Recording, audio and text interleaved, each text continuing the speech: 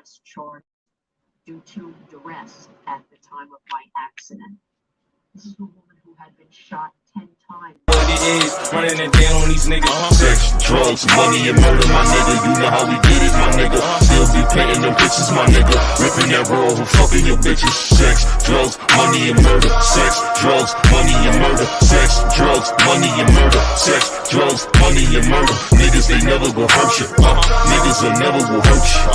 Sex, drugs, money, and murder. Sex, drugs, money, and murder. Got the traps right, understand how to get that. Ran down on them niggas where they flip back. You ain't never seen none of nigga live like that. I was still getting stacks back. Had to fuck around getting them packs back. Niggas.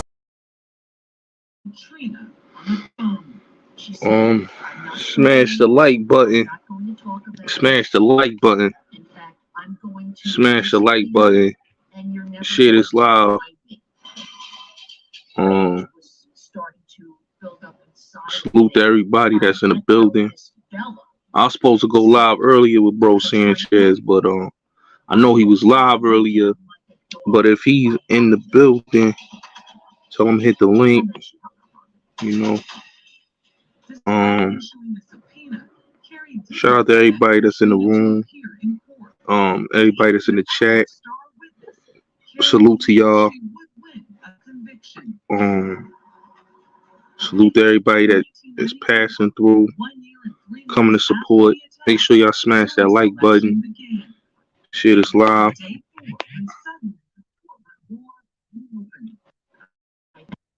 Share this live. Hold on, I'm trying to find Bro Sanchez so we can start this live.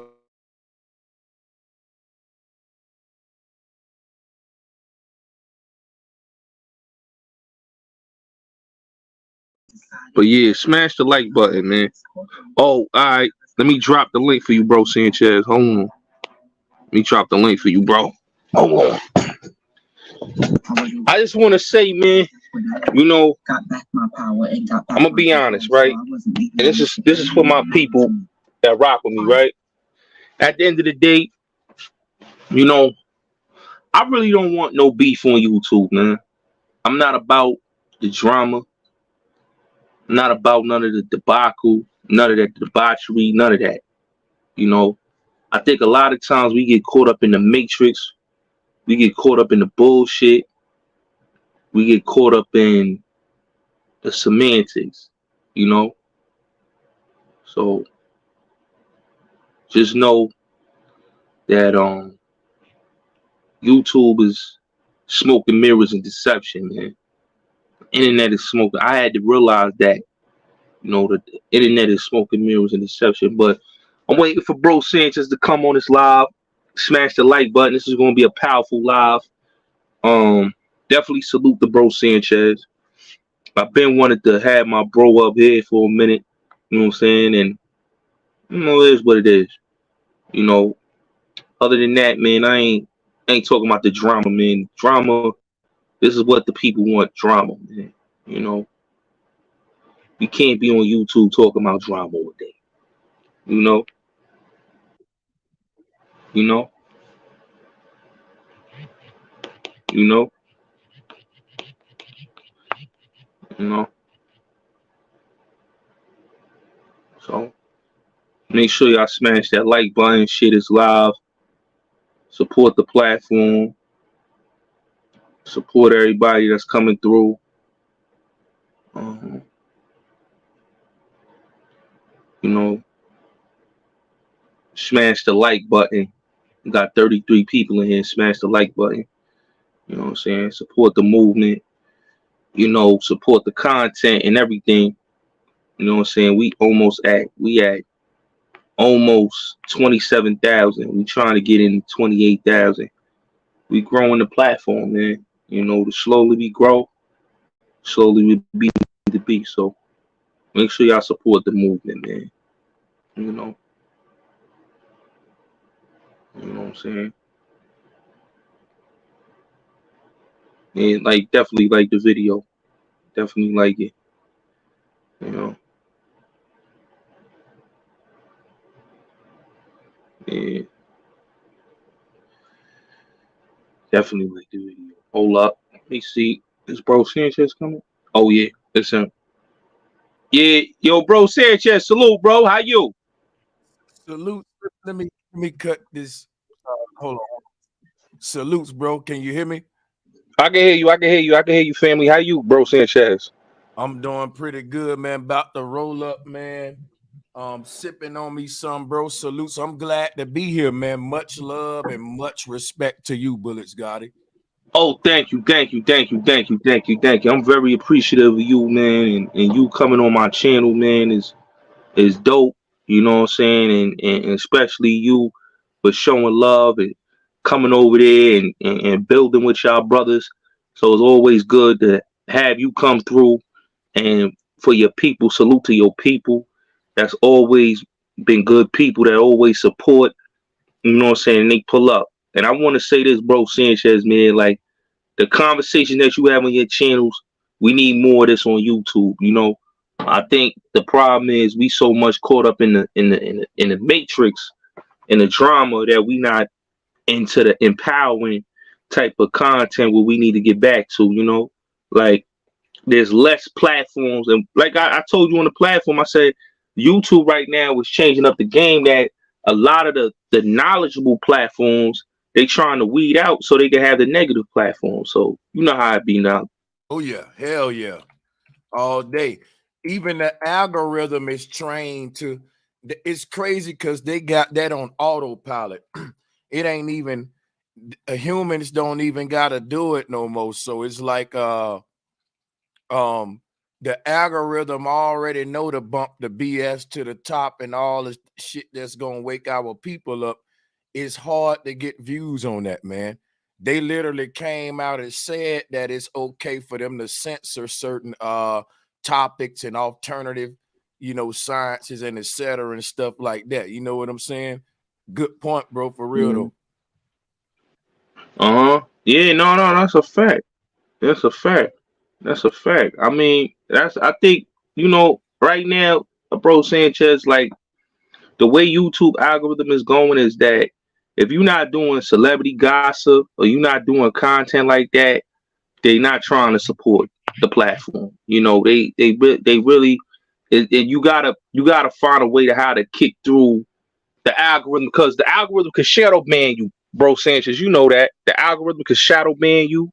It can have you shadow banned for so long that you gotta keep fighting to get out of being shadow banned. So it's real hard, but I try my best to get out of that so I don't fall into that, to a lot of the shadow banning that goes on YouTube, because it's hard, bro. It's really hard, bro.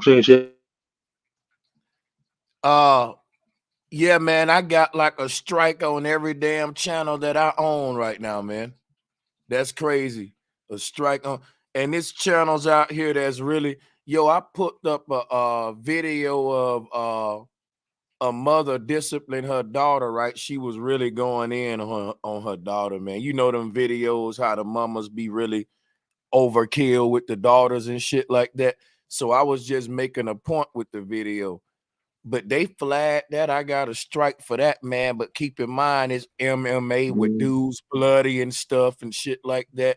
You got dudes pulling up, all that, man. So they very choosy on how they want to do the algorithm. One time they flagged one of my videos, Bulletz Gotti, and I put it on one of my little experiment channels, and they didn't flag it on that one. So when they flagged it, I said, listen, I did experiment. I was hoping y'all flag it. I got this video on another channel. It's been up there a month and it ain't flagged. Is it possible that y'all can have some channels with a video up that's against guidelines, but y'all don't flag it? But it's some channels y'all to flag it on. And the man literally told me on a YouTube conversation, yes, that's possible, but we'll eventually get them and shit like that. So it's a loophole in the game, man. So, bro Sanchez, let me ask you, right? Because I started seeing the different guidelines on YouTube when I first came on here, right? Like around like before, I would say like C-19 happened, and like after like 2018 going into 2019, I started seeing changes on YouTube where basically they changed the rules around because they saw a lot of black content creators having success on here. You think that's the fact why they did all of that, Bro Sanchez? I think, man, listen, you's a smart brother, Bulletz Gotti. That's a big reason why they did it. And then guess what? Keep in mind now what just happened with Cash App. Somebody had said that, that's targeting small businesses because a lot of small businesses operate through that system and they can cut out a lot of the banking transactions and all that. And it's just a whole list of things that would be an incentive to knock homeboy off. You know what I'm saying? Rich as he is, and when we know Gotti that his cameras on every nook and cranny and every alley, and they already talking that they ain't got no visual evidence, none of that. So man, look, it's so much stuff going on, but they keep promoting the distractions and BS to the top, and ain't nobody paying attention for real. Hey, you know something, right? Like I was on Clubhouse. I had a room this morning, right? From like I started the room like around like 5-6 this morning, Bro Sanchez. And we basically were talking about, Africans and Aboriginals. And like it's a lane out there that basically people want to hear knowledge. But it's so much bullshit out there, Bro Sanchez, that people just want to hear bullshit 24/7. Like the drama is what sells. I think it's just like with the rap music, Bro Sanchez. When gangster rap came out, everybody wanted the gangster rap. You know what I'm saying? They didn't want to hear the knowledgeable rap. So I think the problem is even on YouTube is that people so much caught up in beefing that they'd rather beef than put out good content. You get what I'm saying? Most def. You know what I'm about to do? For 1 second, though, Gotti, I just thought about it. I'm about to stream 10 minutes of this on my channel to let them know we over here, to follow us over here. Of course. And I just thought about it because I need to get the people over here, man, to hear what we saying, because it's a lot going on. You know what I'm saying? So, yeah, salutes to you, my brother. Repeat that last word, though. Sorry about that. Yeah.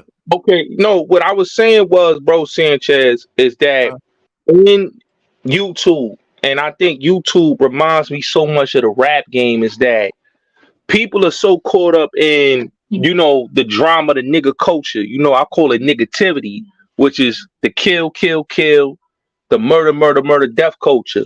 I think a lot of times, a lot of dudes just is so caught up with the numbers and the views of beefing that they don't want to stay the course of the slow grind. You know what I'm saying? And I think why a lot, like, we had our conversation about Kevin Samuels. Why Kevin Samuels was so successful at what he do, Bro Sanchez. And I tell people because his professionalism and how he was able to really attack the YouTube market and basically grow his platform off of not beefing and just talking to the people. And I think a lot of brothers that get on here, they want to do their content, but it'd be so much negativity. It'd be dudes that hate on them because they got a platform that they distract them from doing what they need to do. It's and it happened to me, Bro Sanchez. I got distracted, and now I got to get back on how to run a platform because it's like it's so much bullshit drama. You get what I'm saying, Bro Sanchez? Hell yeah, I get what you're saying. The crazy thing about what you saying, though, Gotti, is that there's a huge ass incentive for bullshit in this black YouTube space. And we finna go deep with this shit. Now, that's why I fucks with you, bro. Don't nobody else see this, because if you in these other spaces, the ratchet shit won't take you nowhere. You got to be intelligent, man, to get up in the numbers in these other spaces.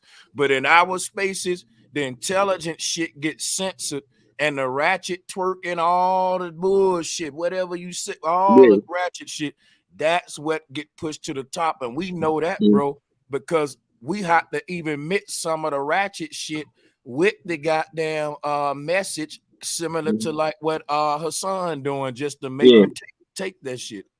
Yeah, I think what Hassan did on YouTube is that it was powerful, where he could mix the ratchet shit with the knowledgeable shit, And I Yeah. think what happened with his, you know, what happened was a lot of people basically came on YouTube and they built a platform off of Hassan, where you could have built your platform off of you. You know what I'm saying? And I think that's the problem with us, that we got to build our platform off of this. And I've seen people went at you, bro, Sanchez. You know, I've seen people try to build a channel talking about you. But bro Sanchez is a good dude. I tell people this one time, right? Bro Sanchez, if you remember, I did a live with Hassan. Remember, bro Sanchez? Mm-hmm. And you and me had our differences. You said what you said because you was like, brothers is going at the South. And I I forgot agree with, about what I said. yeah, and I agreed with what you said in the live because when I went back and I watched it, you had some valid points. And then when I went on Bro Sanchez's platform and I spoke to Bro Sanchez, we really had a dialogue. He said, brother, you know, it was not no beef. It was just brothers was trying to dog the South. And I was like, whoa, wait a minute. He really didn't come at nobody. He really was just saying, why brothers got a dog the South for? You know, and that's true. Why do brothers got a dog the South? Because if we really look at it, all our ancestors came from the South before they came with the Great Migration. You know, my roots go back to Charleston, South Carolina, and on my grandfather's roots is from Louisiana. So Louisiana, Mississippi, and Charleston, South Carolina on my grandmother's side. So with that being said, I have a lot of roots down south. I got a lot of family down south. I got family in the Midwest. I got family in the West Coast. I got family in the East Coast. I got family all over. So us that have family all over that understand that it's not about beefing with the South, it's about building. And sometimes we got to get to building. All this beefing with what region we come from, that's Willie Lynch. That's people don't understand. That all that is Willie Lynch. All that is really just us having a lot of resentment for where we come from, when we don't need to have that type of resentment. Because when it's all said and done, before we came to this New York, man, we all came from down there. You know what? You're a real one for saying that, because I be going in on how it's a lot of movements from New York that tell our people that they get there through, like, you even got your Hebrew Israelites, for example, who say that we're originally Hebrews, or that we are Pan-Africans may say we're originally Africans. We come to this land one way. Different people may say we come to this land through different ways based on their literature. But once we realize what you just said, then we can trace our roots right back to the direct ancestors here in the South and hear what they have to say about our origins previously before them, and so on and so forth, and go backward. But that whole process is skipped over with something called DNA ancestry testing, or whatever, these DNA sites. And that's a big scam, bro. That's a big scam. Hey, listen, bro Sanchez, I had an argument yesterday on Clubhouse, and even today, this morning, all the way to this morning, about us being African and us saying we Aboriginal. And I want to bring, bro Sanchez, I want to bring you to Clubhouse, bro, so you can come to my room and really we can have that same discussion, because there's a lot of people, right, that's coming on the internet that's trying to act like us people that come here, foundational Black Americans, ADOS, but we all the same. That's what people don't understand. We all the same. We all FBA. If your people have roots here in the United States, if your people have native roots, then how can you say you're African? You understand what I'm saying, Sanchez? It's like when I tell the Caribbean people, I say, if your roots is Caribbean, then you are Carib. You are indigenous. You don't have nothing to do with the African. You know what I'm saying? And that's the thing that people keep misconstruing, that when it comes to that information, and we keep tying the African thing, where's the proof that we are African? You get what I'm saying, bro Sanchez? Why we can't say we indigenous when we could trace back our roots? You get what I'm saying? I think bro Sanchez dropped off. Let me drop the link. Hold on. Let me drop the link back for him to come back up. Hold on. Hold on. Hold on real quick. Let me drop the link. He dropped off. Shout out to everybody that's in the building. We got 97 people in here. Peace to the chat. Peace to everybody that's in here, that's supporting. Shout out to Bro Sanchez, my brother. You know what I'm saying? We got 97 people. You know what I'm saying? This is Powerful Live. You know what I'm saying? I definitely wanted to do this on YouTube. You know, change it up. You know, we got to change the conversation up. We got to change the frequency up. A lot of times, and I just did like 2 lives, but we got to change the frequency up. A lot of times we don't change the frequency up on YouTube. We continue with the jump, you know? Yeah, but Bro Sanchez. Oh, here you is. He is. Let me let him back up. Hold up. Bro Sanchez, Yeah, you good? We good? Yeah, we good. I lost my connection. I knocked Okay. it off for a minute. Okay, that's good. That's good, bro. But yeah, like I was saying, Bro Sanchez, and this is what people gotta understand. Like, us as a people, right? And Bro Sanchez, let me introduce you to my co-host, Bro Sanchez. Hip Hop Caviar. This is my co-host, Bro Sanchez, Hi, on my good evening. platform. How you doing? Salute Hello. to the How sister. are you? Much love, sister. How you doing? Good. How are you? Yeah. I'm fine. So Thank you. yeah. So Bro Sanchez, what I was saying was, you know, us as a people, and you know, we had this conversation many a times on your platform. Every time I come through there and build, is that, you know, when people come on these channels, you know, and they come on these platforms, whether it's YouTube, Clubhouse, wherever they come at, and they have these dialogues about Africa and the indigenous, and they get triggered when we say we indigenous. They get triggered when we say that we don't connect with the African. When we say that if your ancestors, you cannot show vital proof that your ancestors came off them boats, and you just going by what the slave master said, that's crazy to me. You get what I'm saying, Bro Sanchez? That's crazy to me. Well, When we I'm say that, triggered, so that's why I came up here real quick. You know, I'm letting my phone charge because you know we've had this conversation before, and you're saying that your roots, you're not a derivative of Africa, and I want to know why you think that you're not. well, basically because when you look, it was only one slave ship, and they can't prove that it was a bunch of slave ships. It was only one. And How do you know there's only one though? Where's the I documentation can that there was only one? hey, Bro Sanchez, you got the receipts. Yeah, I'm finna guess what? Let me roll it. I'm about to roll this and I'm finna start screen sharing. Salutes to the sister. Yeah. So like what people gotta understand, when we go back to the slave ships and we go back and we look at the people that was here, the melanated people, and Bro Sanchez, if you pull it up, you could show the audience how the people, the native people, was looking. That dreadlocks, they had dreadlocks. You know what I'm saying? They were melanated people. They had high cheekbones. You know, they had a different type of look. Not to take nothing away from the Africa, because we never said that Africa is not the mother of mankind. We never said that. I did though. Yeah, I I know. did. Yeah. Uh, I'm gonna go you- into it too. Africa is not the motherland, and that's why the sister is asking the question that she's asking.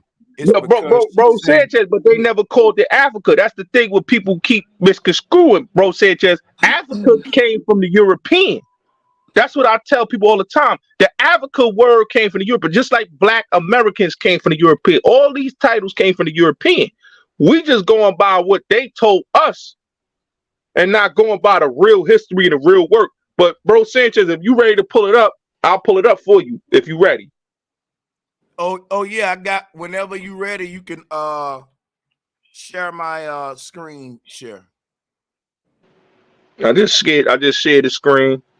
Make sure y'all smash that like button, share this live. This is a good live right now.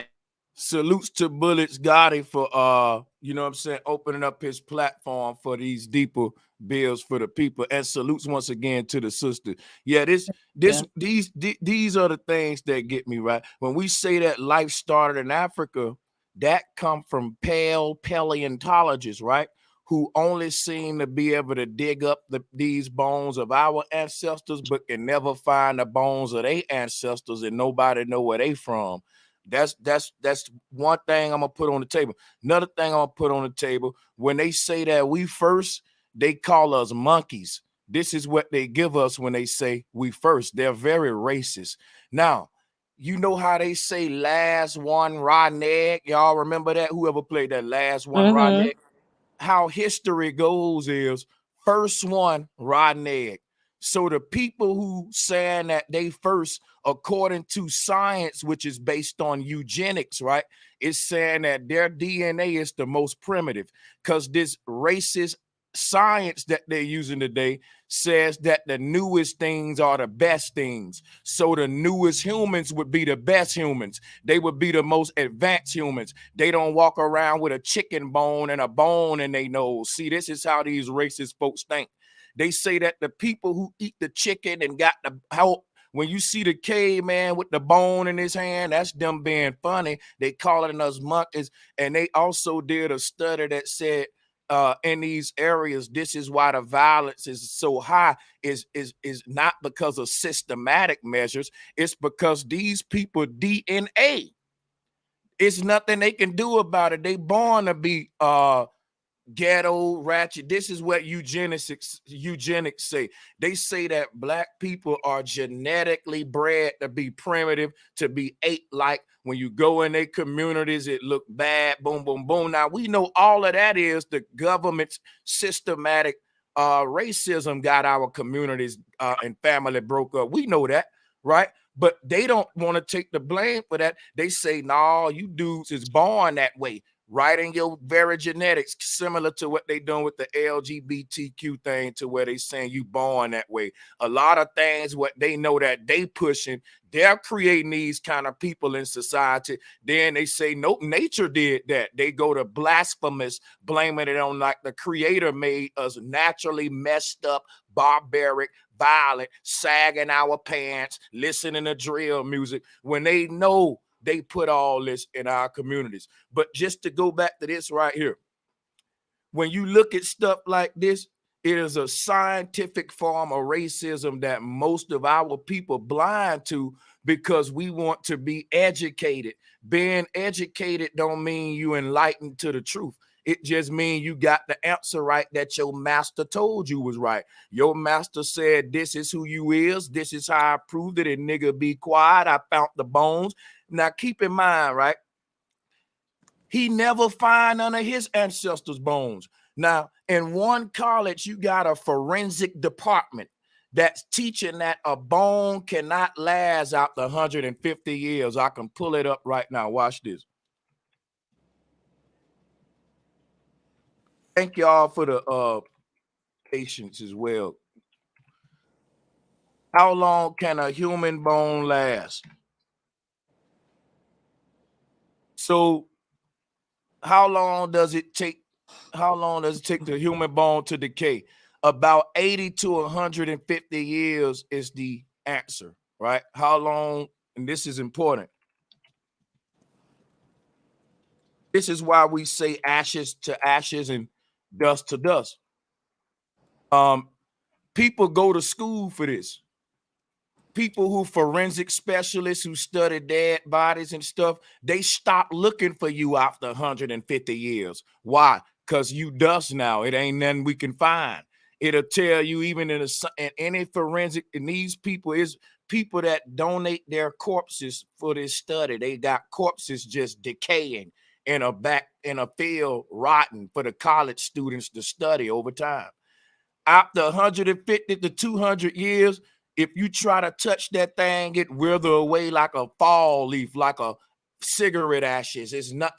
You can, but so there would be no way you could. Now watch what I'm gonna show you right here. They're telling you that these bones right here that he's holding in his hand, right? That these people are handling like that are over millions of years old. Millions of years old. In one college, right? They telling one set of students that the bone gonna decay after 200 years or 150 years, and you can go look that up, right? in forensics. And down the hallway in the paleontology class, they saying these bones are 1 million years old, contradicting themselves. But are they? No, they're not contradicting themselves. Let me tell y'all the scheme. Watch this. The scheme is in the forensics class, they say that these bones are bones, right? But in the paleontology class, they say, you know what? These are just fossils. These are fossilized bones. And what is a fossilized bone? Have we ever thought about that? Don't you know that the whole process of fossilization is a BS crap? Hey, listen, it can be debunked in 1 second. It's even scientists that experts that disagree with carbon dating, fossilization, and all that. All of this stuff that we see in museums thinking it's dinosaur bones and all that, it's been proven to be porcelain and all of this other stuff. And they'll tell you where the real bones is hidden and locked away to protect it. So it's a big scam. But we think that a fish or a rabbit can lay up against a brick for millions of years and it'll make a perfect impression just like this. Now, if you look at all these fossil molds, you can see a edge around it, like cracking around it where my mouse is at right here. That means that this is a mold and that this is a artwork that you can find all around the place. And I'm about to prove it right now. Watch this. That's a poured man-made mold. Nature don't do that. If this was true, we would be finding human fossils in our backyard. We digging up stuff every day, but we're not finding fossils. Only these paleontologists finding them. We not doing it. Even though we you see what I'm saying? Some ain't right and they never finding their ancestor stuff. Watch this, right? You can buy a fossilized skull right now. And these things are replicas. They ain't nothing that that nature is doing, basically. I know I've been going a while, so I'm about to land real quick right here. These things right here are replicas. This is what we see. This is an art form. We can go and buy this stuff right now. When we look at the go in these museums, we look at these paleontologists. They've been proven to be scams over and over again. Forging sites, people buying dinosaur bones, finding out it's ostrich bones, and they paying 6 figures for them. This is crazy. So, yeah, I'm gonna end right there, but I'm gonna show y'all that this is a artwork that they're using to scam the masses with to act like they know more about our ancestors than us. I ain't come from no monkey.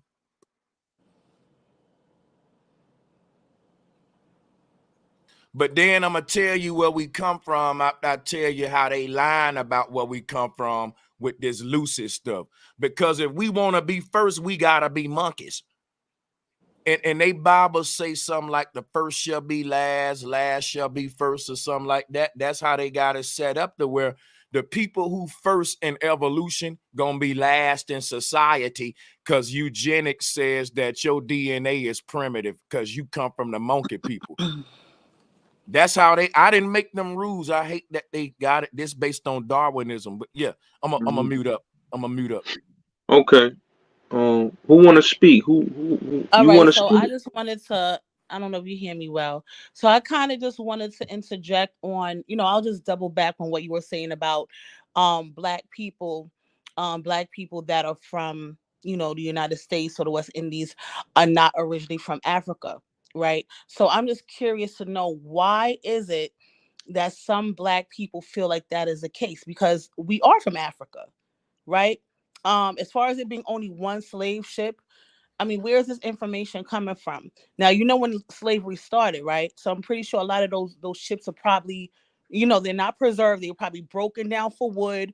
You know what I mean? So what do you how do you Okay. substantiate that Listen, I black got people you. are not from Africa? Because I can prove I it to you got that we are. I got you. Listen, I can prove to you how we from Africa too. That's what I'm doing. You sharing my screen, share Gotti. Your screen's still sharing. Your screen's Okay. still sharing. You good? Appreciate it. See, look, here's the only way you can prove the out of Africa theory is with Lucy. There's no other way to do it. The out of Africa theory, as we know it today, is centered around these Lucy bones. Once I can prove to you that there's no way possible human bones can last over 200 years. See, because now we getting out of pseudoscience and mythology. This is the Bigfoot Sasquatch theory. This is the Sasquatch theory right here. They would need a living predecessor to Lucy, meaning an in-between DNA creature that don't exist. Meaning, listen what I'm saying for a second. If humans evolve based the way that Darwin say, from Australopithecus to the modern human that we are today, you would also still be evolving. It wouldn't stop. And they say, well, you are, it's just going real slow. See, that's an intricate way out. My thing is this right here. I took criminal justice at CCAF Community College of the Air Force. It's impossible for human bones to last over 200 years. Now, in some conditions, you can get to 300 to 500. Once you go to talking thousands of millions, you're in a realm of theory, and that's what the out of Africa situation is. It's the out of Africa theory, not the out of Africa fact. And a theory can be rebutted. And I challenge all of those black minds out there to not let the paleontologists tell you who you are, because you can't tell them who they are. They only digging up our ancestor skulls, and when they do, this is what they give you. But don't nobody know where they from. Don't you think they would have discovered bones in their own backyard before they discovered them in ours? So the reason why they want everybody in line with this out of Africa theory is because it supports eugenics. It supports scientific racism. And I just broke that down to you. I've been studying this for the past decade. Right. So as far as the Lucy thing, I'm not even going as far back as Lucy, right? Let's just go back some generations, right? Because I do hear people say, you know, we were here already. See, and this is just my thoughts, this is just my opinion, right? I think the thing with Black people, right, African American people, is we are so disenfranchised as a community and as a culture. We don't know where we're from, right? I know Every where I'm 10 from. every 10 years, we have a new name. We're colored, we're Negro, we're Black, we're African American. We don't know what we are, right? And I can go deep into the rabbit hole with that. But what I'm saying is, how can, and there's proof, right, that Black people, not all people you see that are melanated are from Africa, but a lot of Black people that were slaves in the United States came from Africa on these ships to work Where's the the United proof? States. Where's the proof? Okay, but where's the proof of what? That there was slavery? There's documentation that Listen, there was slavery. I'm not denying slavery. I'm saying that the slaves didn't come from Africa. There's more proof. And listen, there's government documents to prove that. During the time where we supposed to been coming over here in slave ships, they got government documents of us running industries on this land and our own civilizations Okay. here. Listen, Okay. wait a minute. So what happened to all of that? Just give me a minute to speak, please. Like I've been. On. It's a dialogue, Sister Bulletz Gotti said it's all about Sanchez. When we come on these shows, Okay. he never told me it was a debate. I don't debate my sisters. I No, share it's my not a research. debate. We're just Yeah, speaking, and I'm giving my opinion. But if you I'm want to trying go to. ahead, you can go ahead. It's fine. Yeah. I'm gonna be very brief. We're gonna do this very professional. Salutes to you. These Olmec statues are Black men. And these predate slavery, showing that the Negro already been here. In fact, the word Negro come from the word Naga, which is what the Olmecs call themselves, the Nagas, which is how we get nigger, Negro, all that. So we can prove, right, that there were a Black civilization here thriving hundreds of thousands of years before any Black person came over here on any slave ship from Africa. And we can prove that the technology that was used to bring the slaves over here from Africa is pseudoscience and baloney that can be debunked real quick if we think that they had wooden ships with wood and nails knelt together with hammers, with thousands of slaves in them going across. Back then, it would have took about 3 to 6 months to go from Africa to America in a wooden ship. And you got and this is a sail ship where you focus on the wind to blow, the wind to blow through your sail. Come on a wood ship, right? Through the harsh rivers, and not to think of all the water and food you need for them slaves. Why would you pack a ship like that, right? When it was black people already over there in the first place? Why would you do all that work when the slaves is already there? They call Olmecs Indians. The Olmecs were called Indians. Why did they call the Olmec Indians? Well, let me show you something real quick, sister. Because when I come with my receipts to teach, and I just want to share information with my people. I ain't trying to have no bad blood for you. I want to hear what you got to say too. The thing is this right here. Look at what he's sitting. What is that called? Indian style. So when Columbus came over here, he didn't think he was lost and that he was in India. He saw people practicing a spiritual system called Hinduism that we call Hinduism today, but that's where we get the word India from, the Indus Valley, which Hindu is Hindu. And that culture was thriving hundreds of thousands of years with the black Nagas, the Asiatic copper-colored black man that the Nation of Islam speak about. This is where your Confederate flag come from. If you look at the symbol around his neck, that is the Confederate flag that they stole in the South for the racist white men. They didn't make that up. That go to the Confederate flag right there. We had nations already over here. The Iroquois nation, the Dakota Indian. These were civilizations that was thriving over here. And it wasn't just civilizations and pyramids built in Africa. There were civilizations and pyramids that was going on simultaneously all over the world. Pyramids were being built. The math was being spread all over. It wasn't just about the Egyptians. They had it booming and popping over here in America back in the day, and still got it popping today. The Egyptians coming over here to America, and they've been doing that for a long time. Egypt been failed for a long time. America, the Western world have been ruling for a long time, but they didn't teach us about the Khmer Empire, where the Cambodian people talk about the Black Buddha. Let me show you. Yeah, the Black Buddha. Yeah, show the Black Buddha. Sanchez. Here you go, right here. And this was a black civilization of what they call gods that was being worshipped from Asia to America, and they were making more noise at this time, to my understanding, than the Egyptians. So, and this civilization that would have centered around was Angkor Wat, which means to harness energy. The word Wat means energy, watts, and anchor means to harness something. And the whole city was a old ancient energy grid that was based upon flowing water, electricity. We don't know how great we are because we only focus on the monkey man deception.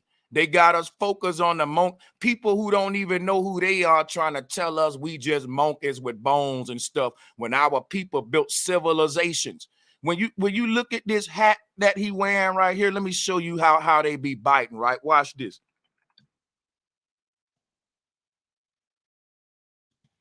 I don't know the name of these Jews, but these Jews right here, look at the way they dress with the top hat on, with the 2 curls on the side.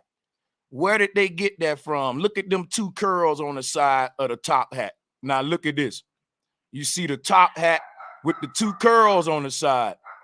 They bit our whole culture and made it theirs. We the original Jews. Look at the hat that he wearing with the curls on the side. Now look at these people. They have taken the Confederate flag as our flag. Let me show you what that flag mean before they made it some racism stuff. That flag represented the universe. And here it is right here. The Mayan cosmos. Those 4 triangles that's pointed into the center. One of the most famous map makers of all time. Watch this. He got the same thing right here. And I'm almost about to land. Right here, this map shows us what's at the North Pole. These are 4 unmapped continents they don't even tell us about, and we can't go to the North Pole. Look, they talk about Santa Claus and the elves, right? Here go the North Pole, but look at what this say, Bulletz Gotti, the Pygmy inhabitant. Here go where Yeah. the Pygmy from. They the Hey, elves. yo, bro, Sanchez, show the leprechauns too, cause people don't think that the leprechauns was in black. The Irish, that's why I tell people the Irish is black. Show the leprechauns, the black leprechaun. Yeah. This little leprechaun represent the black Pygmy people that St. Patrick slaughtered up. You sure enough right. Let me show you. Here's what that leprechaun represent. These people right here. They got the shark teeth like that. They only get to be 5 feet. And if you look at his teeth, right, he got the shark teeth. That's racism. That's racism. So if you look at that's us right there. This the people that St. Patrick almost made these people go extinct. He almost made these people go extinct. So check this out, right? Here go the Pygmy.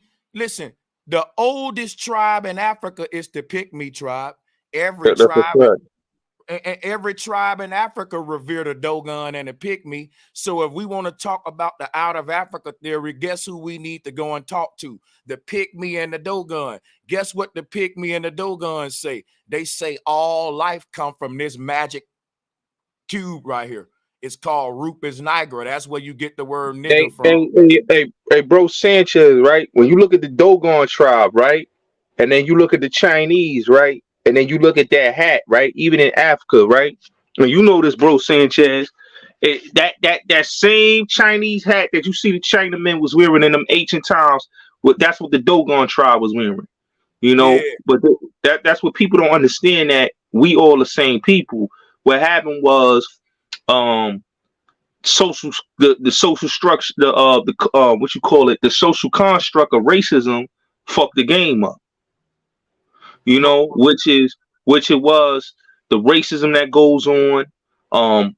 They telling you that you were black, this one is white, this one is he passed white, so they not black. They lied to y'all to tell y'all that you not who you say you are, and then they had the nerve to tell you that your history is just you started on a slave ship and you was just an ape and you wasn't a human. That's a lot of misconception. But bro, Sanchez, continue to build, brother. Oh yeah, I'm gonna just land right here, right?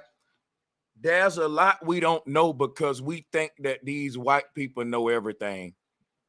There's no other group in the world that will let another group of people tell them who they are. In fact, it's so serious, right?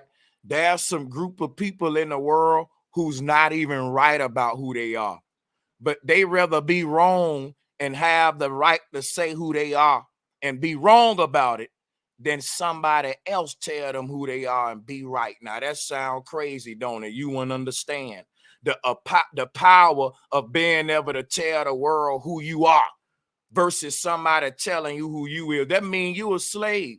Everybody in the right got the right to label their own self. And guess what? It don't matter why you label yourself a certain thing or how. That's your group's prerogative, and people gotta respect it. But we forfeit that national right, that inheritance that's due to every group, and that's why we don't have an identity, because we keep looking for the other group to give us one. Listen, even if we say we're this, right, or we're that, let's say we say, look, we're original Canadians, which we know we ain't, right? Or maybe we is, I'm just reaching. Whatever we say we are, whether we wrong or right, long as we all say it and agree to it, it don't matter. We can be wrong, but this what you better call us. This who we said we are, dog, and that's what you gonna call us. Well, you're not right. We don't give a fuck. This who we are. Call us what we said. That's how every group play it. Even if you go and tell the white man, which y'all say you a cave beast, right? I hear a lot of black folks say that. Let's say they right about that.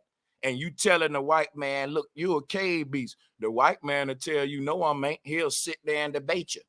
But when the white man tell you you're a monkey, you won't even debate him. You'll say, oh, he must be smarter than me. He knows something I don't know. Hey, bro, Sanchez, you know what it is? It's you know, they say that in the Bible they said that God said his people suffer from a lack of knowledge. A lot of times we suffer from a lack of knowledge, bro Sanchez, because if you look at our people, we act like we didn't create anything. We act like we was just slaves and, like you said, just monkeys, you know? And that's the problem. What people need to understand is our history goes more than that. Okay? It goes back to Timbuktu. It goes back to the pyramids. You know, bro Sanchez, I want you to show the people the pyramids that are in America. Because this is why I say that everything dates back to where civilization started. This is why I say when they talk about America, America is the name after Amerigo Vespucci. Okay? They told you that this place is America and all that, but they didn't want to give you the original name of this place. But yo, bro, Sanchez, you can show the pyramids real quick to the people. Yeah, for sure. Hell yeah. Hey, let me grab me another can. It's gonna take 2 seconds. Hold on. It's okay. It's okay. Yeah, this right here is a legendary live, man. And salute to everybody that pulled up. Make sure y'all smash that like button. You know, this is the Bulletz Gotti show. Make sure y'all subscribe to the channel. We got 167 people in here. Smash that like button. If y'all like that nigga shit, y'all need to smash that like button and let's get these numbers up on this live. Okay. Nothing. It's time to get the food for the brain. Okay, the knowledge. Bro Sanchez, you ready? Oh yeah, salutes, man. And I'm everybody just tweet this thing. If you got a Twitter, just tweet it on your wall and your Facebook too. Let's get the people in here, man. Yeah, so here is the Mesoamerican pyramids, and I don't like to play the divisive game, Gotti, but sometime when I want to be a jerk, I will let the Pan-Africans know that these pyramids look a lot better than those sandboxes in Egypt. I hate to say it, but I will say this though. If we understand what these pyramids represent, I think that'll take us further because listen, all of our ancestors said life started at the North Pole. So they don't have an out of Africa theory. They have an out of the center theory. And every compass on this earth points toward the center of the earth. That's the creator. The foundation of all life in the universe is based on electromagnetism. Let me show y'all real quick what the center is. Now, the word center is the word Santa. They turned the word Santa, the North Pole, to center, which is Santa, center. But here is magnetic shards being attracted to a magnet. These are iron shards. Here is a picture of what they said a Big Bang is. Here is the Pope holding up this that is called the Atenism. See what the culture that we're under in America. This was the same culture that they practiced in ancient Babylon and Egypt. This is why they want to sell you the Pan-African stuff too, because they want to pan you back to Africa, because the roots of all of this corruption that we under today come right up out of the pits of Egypt. When we talk about why is that pyramid on the back of your dollar? Why is that Egyptian pyramid with the all-seeing eye, right? Watch this, an all-seeing eye that's capping off an unfinished pyramid. This same religion of money, taxes, government, creating a peasant class of that come from Egypt. So hey, bro Sanchez, I ain't mean to cut you off, brother. No, you know I love when you build, right? When I explain this to people, right, even on Clubhouse, because I want to bring bro Sanchez the Clubhouse to my room so we can have this dialogue to a lot of these people. When I explain to them that the CNI comes from Egypt, everything that you see, whether it's the money, everything that you see that America uses comes from our culture. We created this. This is why I say we are the trendsetters. Because what the problem is that they made you believe that we weren't the trendsetters, that we didn't create none of this, that this is not our identities. This is why a lot of things have been stolen from us. Our history, our music, everything, our designs, everything's been stolen from us because we are the trendsetters. But continue, bro Sanchez. Yeah. This system is called Atenism in Egypt. You know, like my brother Pharaoh Aten, I've debated him before, and salutes to that brother. A lot of our people got into these different cults because the neo-paganism era took place in New York during the 60s and all that. That led to the foundation of the sciences that founded hip-hop, you know. So we ain't gonna go there. Maybe that's another show, and I could come here and go to the hip-hop thing. But right now, the whole worship of the Egyptian culture is new to America. The whole concept of us being Africans, Egyptians, kings and queens, we really come from ancestors that. Bro Sanchez, hold on, bro Sanchez. The people saying they can't hear you on your platform, but I think because you over here talking, that's why you muted over there. Listen, this is what we're gonna do, Gotti. They can hear me on your side, can't they? Yeah, they can hear me over here. Yeah, they can hear you over here. They can hear you over here. Okay, so listen, everybody on my channel, just go on over to Gotti's channel, and I'm because I'm about to shut mine down. So let me drop your link real quick. Yeah, drop the link so everybody can pull up. Everybody, we bring the traffic over here, man. We gonna shut YouTube down tonight, man.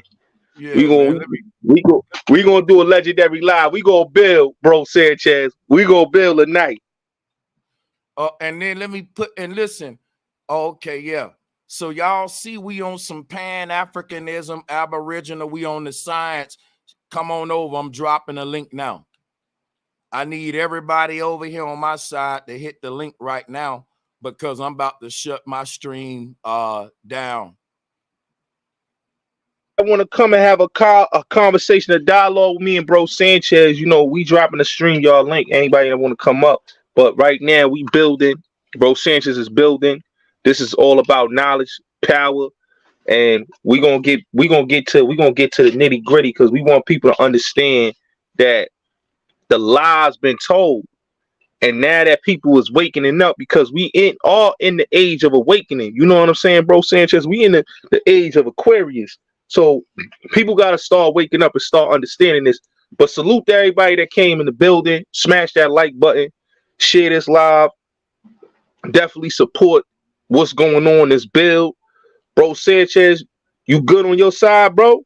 Oh, yeah. I'm about to get ready. Hey, y'all, we got about 10 more seconds and this one going down. So click the link. 10 seconds and then it's going to shut off. So click the link that I'm dropping now. Because we about to go deep with this shit, man. Y'all already see what it is. And he's going to open up the call line. So, you know, y'all know to come on over, man. Yeah, the call lines is open. Okay. So salutes, we ending on my end right now. Yeah. The call lines is open. I'm about to share the screen, make it a little bigger. So, you know, bro Sanchez, whenever you want to do, man, I'm ready for you to start building, man. Okay, so we back with the screen share. Now, let me see what am I sharing now. Okay, yeah, I'm sharing this guy. Cool. So here is a concept in Egypt called Atenism. What does this mean, right? Watch this. Egyptian system. I'm going to give y'all the secrets of the pyramid right now.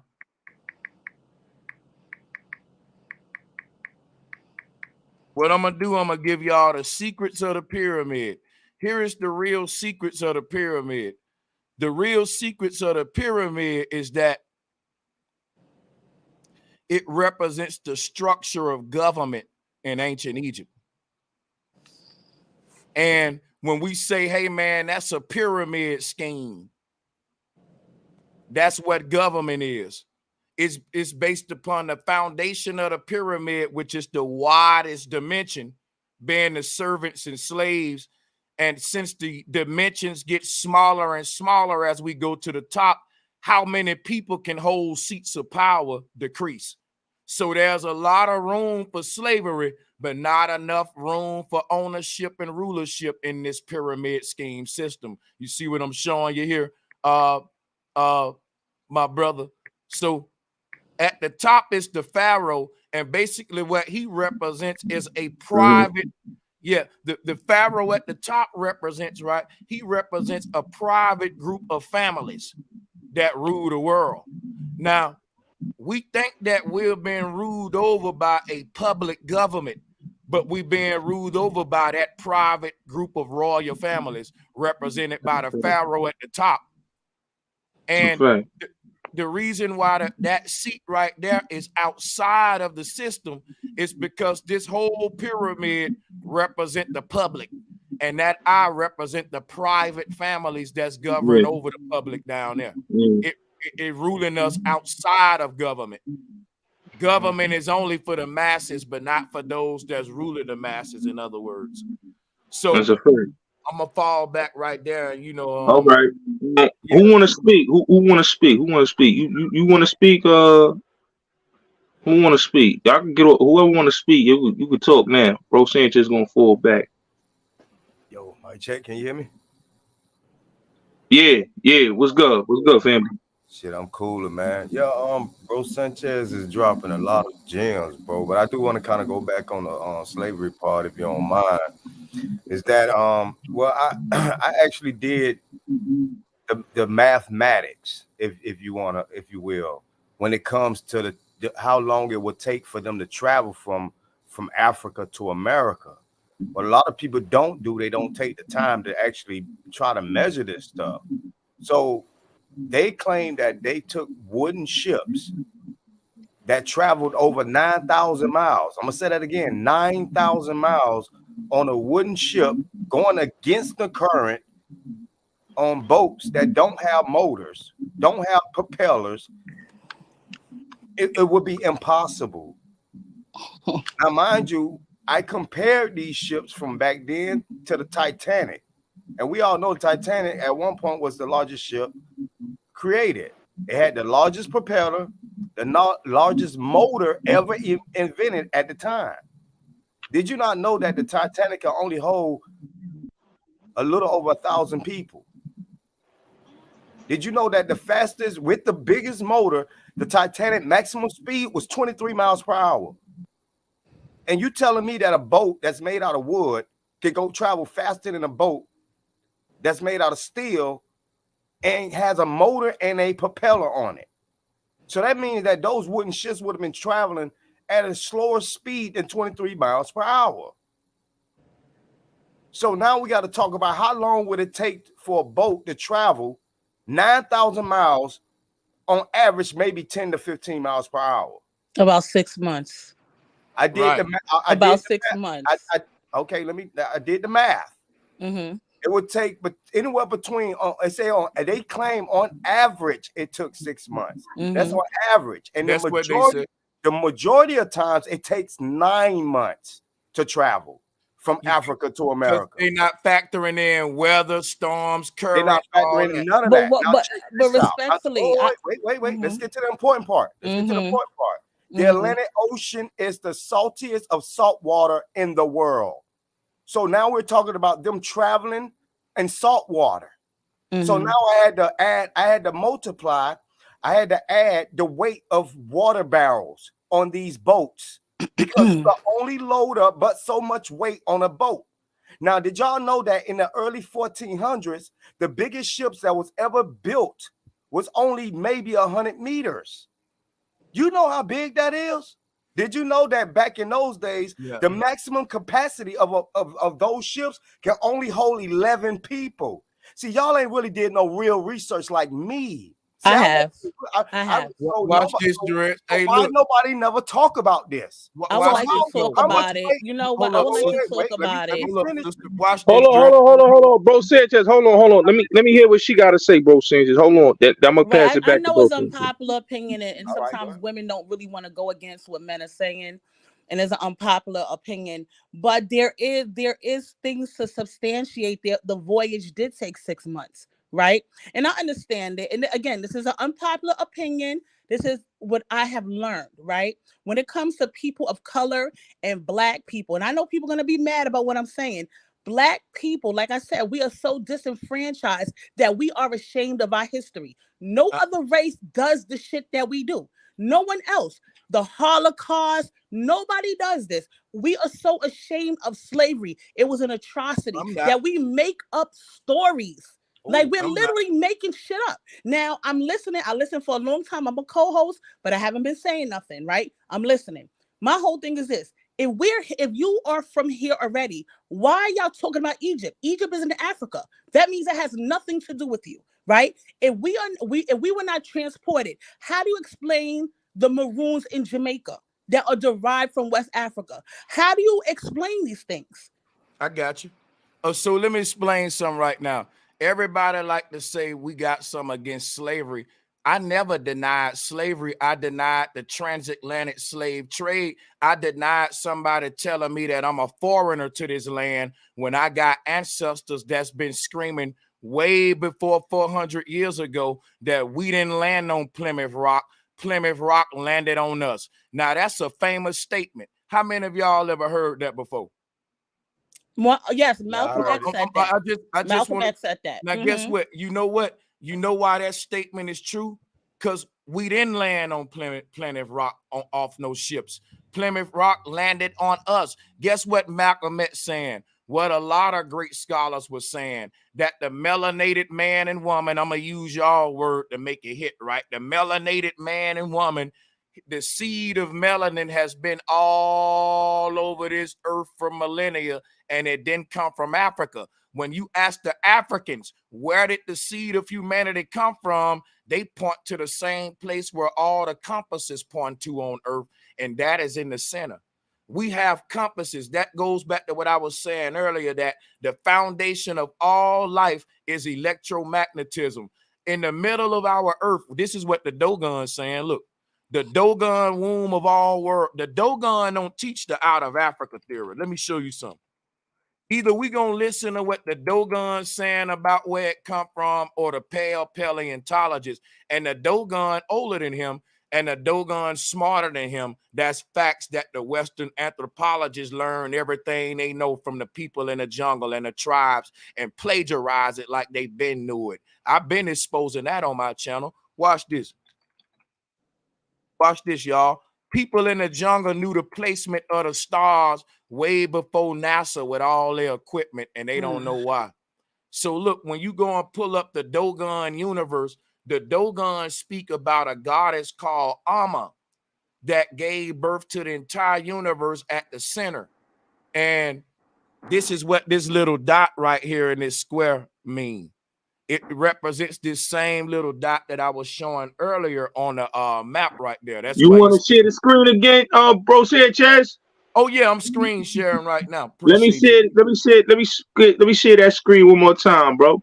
you so they can see what I'm talking about. And hold on, let me just say this to everybody that's just coming in new watching. We got 293 people in here. Smash that like button. You know, share this live. Share it on Facebook, Twitter, Instagram, wherever. Share this live. Bro Sanchez, you got the mic, bro. Okay. Let me pull up some Dogon stuff up, this Dogon cosmology real quick.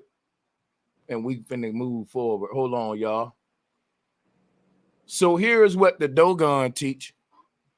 Anybody familiar with something called a Dogon Kananga? This is the Dogon Kananga. And what this is right here is our entire universe is spanning from a central point. They call that point Amma. Today, in Egyptian, they call it Yeshua, which is right here in the middle. He became Santa. You see him, he shaped like an hourglass. Why? This goddess that they call Amma is the Holy Grail. It's something that they call the a hyperboloid. So look, I'm going into all this because you can see the sun and moon going around this goddess's waist right here, where she's like, this is where we get hula hooping from. This is where the Dogon was trying to show us about the Van Allen belt. So they turned this into Santa Claus belt. You know, the belt that Santa Claus wearing around his waist, because that represents the earth plane right here. This is magnetism. This is what our earth is. So if you look at where we are, we will be on her lap right here. And that's the whole thing about being on Santa's lap. This was dealing with a goddess. Here go the sun and moon above the head. But this is what other cultures say. Here go the Nordic conception of our whole universe here. And they got this mountain in the middle, just like we see on Mercator's map. That is a black hole in the middle of a magnet. Our Earth is a huge magnetic energy field. And we're walking on what's called a dielectric inertial plane of that field where the energy grounds itself out. That's why we call it a ground. So the sky can be looked at as the positive, the ground, and negative. Excuse me, the up under the ground and negative, and the surface is where they even out. So but this is all dealing with magnetism. So even if we look at images like this, right? And then I go and pull up Tesla, Nikola Tesla. We all familiar with Nikola Tesla. Let me load up another slide. Our Earth is a technological machine. And in the bottom down here, this is the Hindu conception of our Earth. Here is the Black Buddha up here, or the Naga Nagini, and surrounding him is a bunch of circles. What is that? They call those chakra layers. I'm not going to get into chakras and all that on the Bulletz Gotti show. That's probably moving too fast, right? But this is where we get Saturn from. Saturn being a god with the rings around him. You can see him right here. I'm not going to go too deep with this. I'm just showing you what the Dogon teach, what the oldest tribes around the world teach about our universe. They don't talk about everything coming from Africa like Pangea and everything expanding from the mother continent and moving outward like Pangea. No, because these continents will still be moving if that was the case, but they're not. Let me show you. Pangea is literally the expansion of what they call in the Big Bang Theory, the expansion of light right here. And the entire universe unfolding like a ripple effect, which is what we see here, like dropping a rock in the water, the ripple effect. So we see this all over the world in Jewish culture and Kemetic culture on that one collage. And one thing I want to say here is all of these cultures speak about life expanding from the center of the universe, or the Big Bang Theory. Here it is in Egyptian. This is a Ankh, the symbol of life, an expanding universe. The Quran call it a canopy open up. If you study the secrets of energy releasing and explosion, you will see that this shapes just like the Holy Grail. This is what we're calling the secrets of expansion and the releases, and how energy released to create our universe. And so this is how I've come to these conclusions. Okay. I appreciate that. So I just want to just double back a little bit, because I know we were talking about the slave trade, and I see we kind of drifted off into, this. Just question for you. Have you ever did a DNA test? Yes, I have. And, okay. let me say something about it too, right? There were two twins that did a DNA test, and they came back from two different continents, even though they both come out the same womb. Did you see that? No, but I'm asking about you though. I told you about me. Now I'm asking you a question. No, I don't know, and that is possible. That is possible, but I want to know what your genetic makeup is. If you don't mind, the percentages, if you don't mind. I threw the test away because me and my brother got two different results. But that's possible. That is possible. No, but we from the same womb. Check this out. My mama went in two different. That's impossible. Now check this out. Hold on real quick. Let me share something with you. I want everybody to pull this up. These are the two twins. They were hired by the Marketplace Network. This is a network that go around investigating scams. If you go to ancestry.com, it says on the site, this is for entertainment purposes. Like, don't take this serious. But these twins tested it. They both came up from two totally different continents. There's no way you can explain that. That debunks it. That means the test is wrong. Let me show you how else we know the test is wrong. For them to determine where Brother Sanchez was with DNA, they need to get a blood sample of every human on the earth so they can have a big enough database to legitimately see exactly where I'm from. If they're not getting blood from everywhere on earth, they just testing your blood between a little bit of blood samples they got in a database. Guess how many samples Ancestry.com got? 13 million samples. Guess how many people on the earth? 10 billion. You think if you test my blood sample out of a few million and you ignore a world that's full of a whole 9 other billion people, right, that you got an accurate result of where I am? That's why they got to say it's for entertainment purposes. This is not science. Let me tell you something about DNA. DNA can tell you who you are, but it can't tell you where you was. If DNA can tell you where I was millions of years ago, it can surely tell you where I was yesterday and last week. And if that was the case, they wouldn't have to ask no murderer where you was 2 weeks ago. They can say, let's test his blood. And we're going to test see where he was 2 weeks ago in his DNA. That don't happen. All right. You can't see where a person was by taking a blood sample. You can see who they are. They lie to you and tell you that this stuff and tell you where you was. But it's easier for me to tell you where you was yesterday than where you was 10 million, 100 million years ago with that same blood sample. Okay. I respect what you're saying. So basically, how you able to prove that you were here? Are there any documents? I never said I was here. You throwing me in the box. That you're from here, that you're not from Africa. No, listen. Right? Listen what's going on. You throwing me in the box with all the other aboriginals. Listen, let me tell you what I teach. I don't teach that I'm from here. I teach that life itself expanded from the center of the universe. Even your science teach that. You know what they call it? The Big Bang Theory. Okay. All right. Mm-hmm. I'm just keeping it. Next time, you know what I'm gonna do? I'm gonna bring some aboriginals with me so you can debate them. I would like to see it. No, it's not about a debate. But if you're speaking about a topic that I'm foreign on, I'm gonna ask you a question, right? So it's not about a debate. It's about me being inquisitive. That's all that is. Cool. Now, am I doing a good job with all of my slides being thorough, answering your questions? Yeah. You're presenting your information, but again, I'm asking questions because I'm not familiar with what you're saying, right? Hey, bro Sanchez. I got my cousin up here, right? Hey, Sos, you up here? I don't know if he got his mic. I don't know if he muted. He up here, but we always speak this because our ancestors is Native American, on my mother's side and on my pop's side. So when we Jamaican,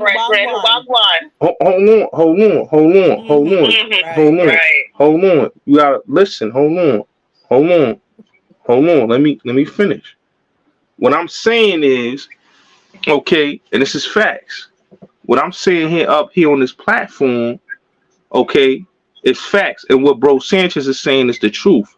The African is just like the Big Bang Theory, right? Just like when people tell you that the earth is not flat, when we know that the earth is flat, okay? So when it comes to the Native American, right? When it comes to the Native American or indigenous person, right? Yo, God, you're in the building. All right, salute, cousin. Salute. But when it comes to the Native American and it comes to all the Native people, and we look at all these people, whether they from the islands, whether they from America, they were native. They was either Taino, Arawaks, Aztecs. They were all native Indian people. Now, when you talk about the Maroons, yes, there was West Africans. Just like when you talk about certain the West Africans that was here in the States. But was there many of them? No. Bro Sanchez could show you the one slave ship. There's only one slave ship. Bro Sanchez, can you show that one slave ship? But let's talk about you guys. Thank you. Right? Hold on.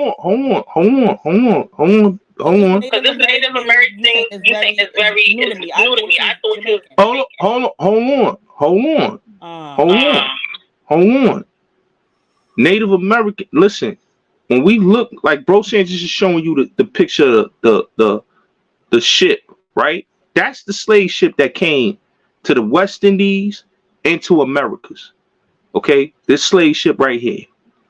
Okay, so when you talk about the slave ship and you talk about where it dropped off at, how many slaves they dropped off, that's the slaves that they dropped off right there on that ship. And that right there is how many of slaves that was out, that they didn't have any more slaves. So how can you drop off this many amount of slaves, right, in this one ship?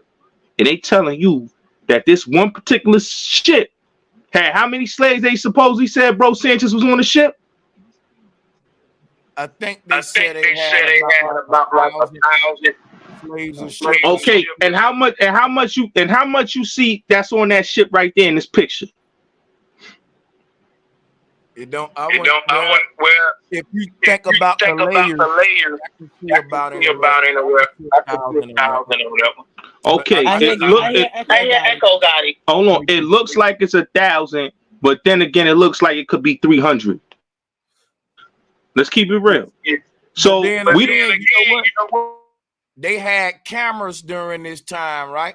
But all of these slave ships is drawings and cartoons. And what Dreads was saying about the Titanic, right? I did a whole show where we put up the specs, what he talking about. And you need to realize when we was looking at the same shit he told you about the Titanic on my show, right? Because you gotta compare to the Titanic. The Titanic was a steel ship with screws and bolts, and it was airtight, no water getting in it, and it sunk from a piece of ice. These were wood ships. First of all, how water is not getting in there? Now, I know we watched Castaway, right? And we saw him on a little wood thing and all that. But in real life, in the ocean, wood do got floating principles and all that. But we talking months, y'all, in some of the harshest currents when we talk about the transatlantic.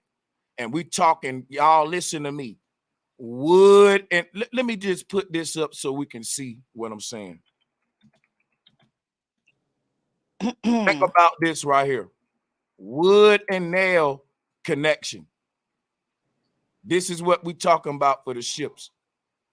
And you got to think about there's cabins right now that get shook apart in little tornadoes and stuff. All I'm saying is, bro, I'm not convinced that you can get an airtight structure in them days. Now, they at some point they did have cameras where they could take pictures of the slaves coming on the ships, but they never took pictures of black people coming on ships. Let me show you what they took pictures of. Every time I get the mic, I'll be feeling a little rushed, right? So I'm gonna go ahead and pass the mic because I know I'm a country boy who talk slow. And I just have a question. And Brother Sanchez, I do appreciate your because Bro Sanchez, this is something I'm learning. But Gotti, I'm right? Bro, and I'm speaking because I'm a Jamaican. Right? Yeah. Right? The stuff you're talking about, because you say you Jamaican. Yes. The stuff you talking about Jamaicans don't say what you're saying. We know where we from. I don't want many people, so this native stuff you talking about, like it doesn't make sense. Make me understand that. Is that from me? I don't know. It might be from you. It might be from you, Bro Sanchez. It might be from you. I'm not sure. No, it's for you. You said you're Jamaican. All right. No. Hold on. He said an echo. Hold on. It's an echo. Hold on. Somebody mute up real quick. Let me say this. So when it comes to natives, right? I could bring brothers up here that are Jamaican that will say the same thing that I'm saying, and I could bring many other brothers that'll come on this platform that'll tell you, okay, that'll sit and tell you on the platform that there are Arawaks Indians that were in those islands. Okay, in America, you had Cherokee, you had Lumbee Indians, you had many Blackfoot, you had many Indians. In Puerto Rico, you got Taino Indians. In Mexico, you got Aztec Indians. So in all these places, you had Native American Indian people. Okay, and this is why the people, when you look at the features of the people, they got high cheekbones. high cheekbones. Listen, you know what the problem is. All right. Oh, my bad. Go ahead. Oh, my No, bad. I'm sorry, bro. I just want to say one thing, and I'm gonna hop down to my live. The whole thing is this, right? I understand what you're saying. Am I saying everybody from America? I'm not saying everybody from America is African. I'm not saying that because there's a lot of people that are. Somebody got to mute up with something because I hear myself. There's a lot of people that are Native American, right? But speaking as somebody from the islands, Jamaican people, we're not running around saying that we're not black or we're not from Africa. We know what we are. So they not saying they Aztec. Hold on.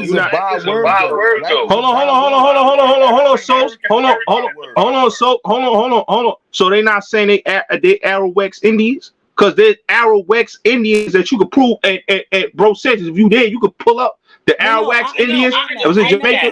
Jamaica's a mix with different things, but we're not running around saying that we were here already and we don't have African ancestry. We don't say that. That's not true.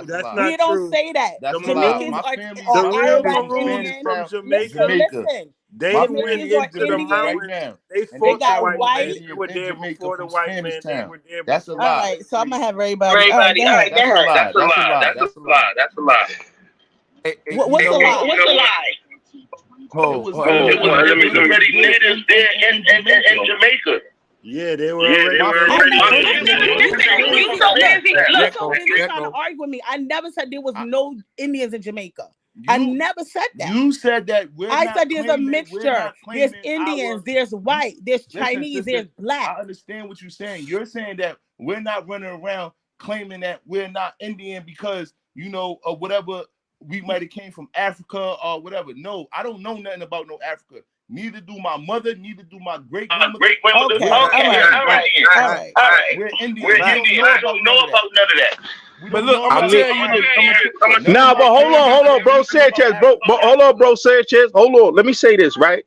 I think what the problem is that we get caught up in the African thing is because, like I said, man, the U.S. government and these teachers, these Caucasians, done lied to the people and told them that you were African, that you was this, and you just came from one place. We came from a whole different region. You gotta understand, the people traveled, man. These people traveled. These was travelers. These were your original explorers. Okay, when Columbus went to the island of Spice, right? Who was there? It was indigenous people that the Moors spoke the language with. They understood the same language because they was the same people. That's why he brought those explorers. So when they lied and told people that no, this is not you, this is you. Facts. This is not you. You're not a part of these people. This is why we can't get our human rights and our reparations because we still carrying on about this. But how you gonna get reparations if you saying you're not black? We going to reparations because how you gonna talk about reparations when you say you're not black? Hold on, let me get in on the. We're not. Black is a byword. That's a color. I'm not black. Listen, if you're not African American and you were not involved, hold on. How can you be two ethnic backgrounds? That's two nationalities. Hold on, so let her go, so let her go, so.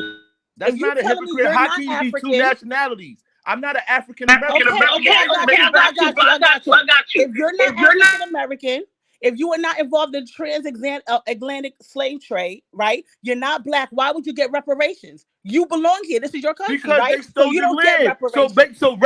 The reparations that they saying right. we are entitled to, basically that's our money that's owed to us. And that's for the people that endured slavery. Do your research. So the reparations that's what the reparations are for. So the reparations that you're talking about,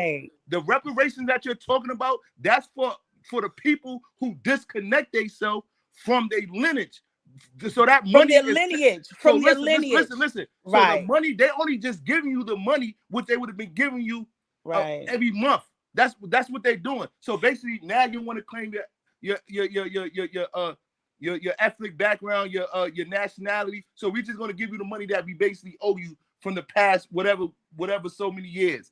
That ain't no really reparations. They're just giving us the money that was owed to us that we would have got for our land. Oh, okay. So the reparations is Why not we on okay. Let me ask reparations, you a though, question. The y'all? But you reparations saying the is not for Aboriginals the won't get people. reparations, but It, neither will the The descendants of descendants of African African slaves. all slaves. right. If So you this is research it, definitely right? all right. Let me Let me talk. Let me handle. quick. This is If you definitely being research it, handled, and if you you know you not research it, right? acknowledging Let me my get this my off, position sister. at all. If At you all. I'm research not it, arguing with you. I'm just they speaking. started taking birth Birth records in records in 1902 1902. Wow. nationally. So So even even descendant of descendant of so-called so-called African slaves African ain't slaves gonna be ain't able to gonna be able to prove prove they their connection to them connection to them slaves. So slaves. there's no So way All you right, no. let can me get ask a reparation question real either. quick. How How many of many y'all of have y'all any have any degree, degree, any degree in African American studies or did extensive research on African American anything? Anybody? First of all, African Anybody? You keep American is saying a term African made up American. by How I'm do you Jesse I'm different Jackson. asking. It's different yes or things no. than I'm Like, nationality? what asking a the Those are fuck? question. two Don't It's get different not even a mad. real nationalities. thing. Don't get mad. I'm asking what is the level of education, right? Since you're educating me, I'm interested to know. These are What is pointless your level of questions. education? These are point. Think about this, right? When all of us black people get together like we are right This now, is I where you came expose your like level of right, indoctrination, sister. Indoctrination or see what? how we Because can y'all you know mic what? check? Let me Can tell you y'all hear me? something. You just want to argue with me because I'm a woman. I have an I'm gonna hop opinion and out I'm and come asking a I back. just question. asked you a question. Period. That's it. You don't know any level of indoctrination. I'm on the panel talking. So why is it like y'all want to jump on me because I have a difference of opinion? I have a right to have an opinion, right? I asked the question, what is your level of education? Everybody started talking at once. I You just don't, wanted to know. I mean, what level do you need to know that they didn't start taking national records for But birth records until right, I 1902? understand. You're probably How self-learner. much You're probably degrees do you self-learner. need I want to to know your know level of that? education. That's Ain't no, all. So it's my point generations. is, if they Your didn't own start family will taking tell Right, you that. census right. or birth records nationally since till 1902, how are you going to prove your connection to any slave? I don't know about no Listen, if How slaves. you're you What not gonna a I'm slave, prove you're your saying, not a Moses slave. connection? told All this me stuff we we talking was about, native. No, you black have to, This is people. right? our You tribe. said you I don't have know to about get no slavery. reparations. So I I'm don't know saying, about how no are you going to slavery. prove it? I can't. Like I can't, sir. Say it again. I'm sorry. I'm saying, how you going to prove it? You say you got to prove it to get reparations, right? Your connection to. I'm not trying to like come at you, sister. You No, just too hype. I'm really no, trying to I'm not ask you a hype. I'm question. just trying to speak. I'm not too hype at all. All This right. is a Because parliamentary. I've been One mic. This is researching a this Hold on, myself also, so I'm this is a Renegade. Hold on, trying to patriarchal deal with Renegade. you. panel. You know what I mean? Hip hop caviar. Hold on. One mic. Let me just redirect because I want to reset the room real quick. Hold on. Welcome to the Bulletz Gotti Show 2.0. Bro Sanchez, you still in the building? Let me see if Bro Sanchez, you still in the building, fam? I'm too I'm emotional. too All right, so you emotional take already, a so you take cigarette a break. cigarette break. All right. So Bro Go ahead, do Sanchez, that. salute if you still in the building. Just pull back up. But everybody that's in the building, smash that like button. We having a dialogue, you know what I'm saying, about Aboriginal and African. If Bro Sanchez pull back up, I don't know if his battery died. I don't know what happened. Bro Sanchez, if you're still in the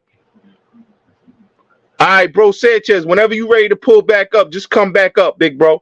No, No I don't need problem. a I don't cigarette need a break. cigarette break. Problematic. I put Problematic. somebody I on put somebody timeout on because he's timeout typing because in the he's chat. tipping in the So chat. he can go take a He can cigarette take a break. cigarette So break. let me just say this. Everybody that's in here, we having a dialogue. We having a real educated dialogue.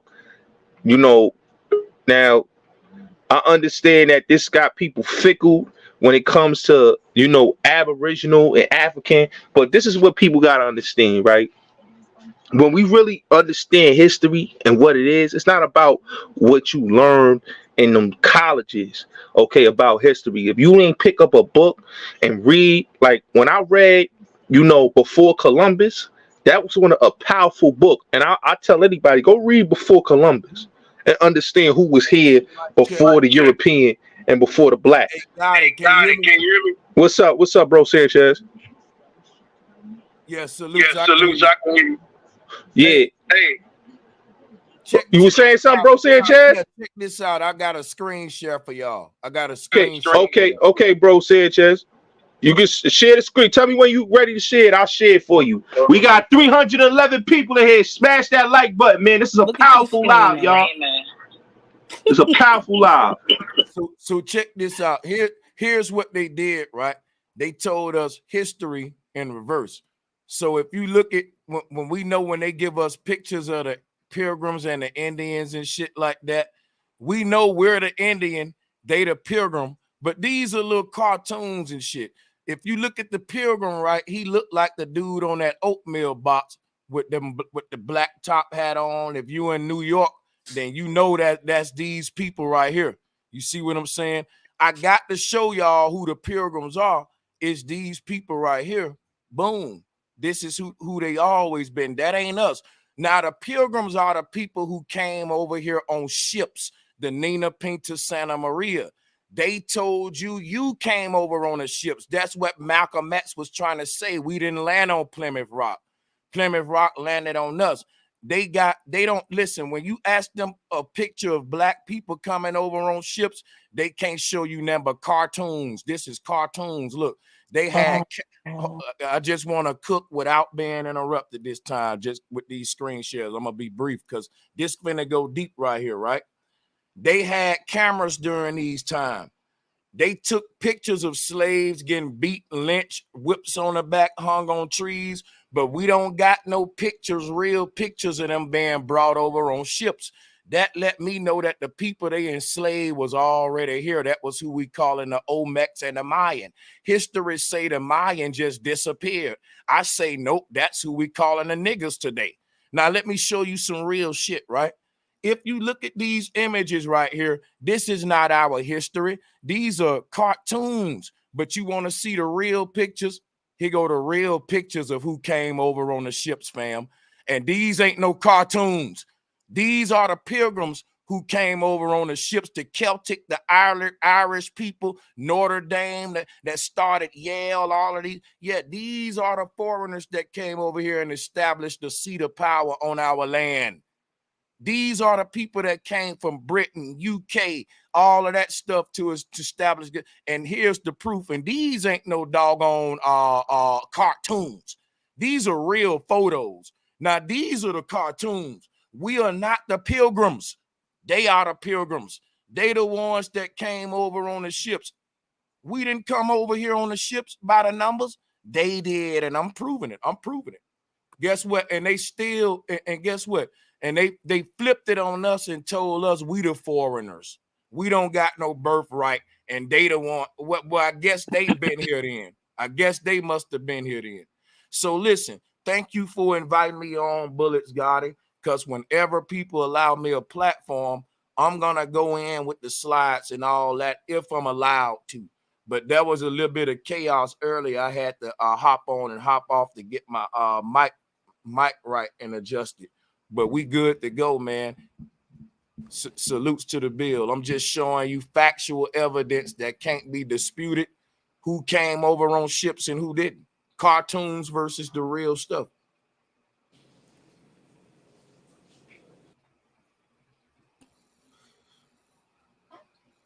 All right, check. I appreciate you. Thank you. You're welcome. Salutes to the bill. Salutes to the sisters, for sure. I'm going to mute my mic. Yeah, I wanted to add something to that, if it's okay. Can y'all hear me? Mm-hmm. Yeah, so and just to drive this home a little deeper, when we talk about these DNA tests, I find it a little funny that nobody can show who they actually match that DNA with. They take your blood, you don't even know if they even matched it with anybody. They just tell you whatever they want to tell you. Have anybody ever actually witnessed the test being done? Nope. Nobody have no evidence that this stuff is really being performed the way that these people claim they performed it. And I find it even stranger that they are matching our DNA with allegedly dead people, because they said they're matching us with our ancestors. So what they did, they went to Africa and started digging up bones and took DNA from under the ground. Like, this is weirdo stuff to me. Like, we went from a community of the show me people, right? Because you used to have to show black people shit. Oh, excuse my language, but you used to have to show us. We needed evidence. Like, nobody could have came to us with no belief. What he said, she said. We don't went from that to whatever somebody tell us. We just go with it if it sound good. But I just want to know, have anybody ever seen them actually perform this so-called DNA test? And if so, what African they actually matched you up with and say, "Yup, that's what you're a match with this African. Your people come from over here." And I'll land my plane now.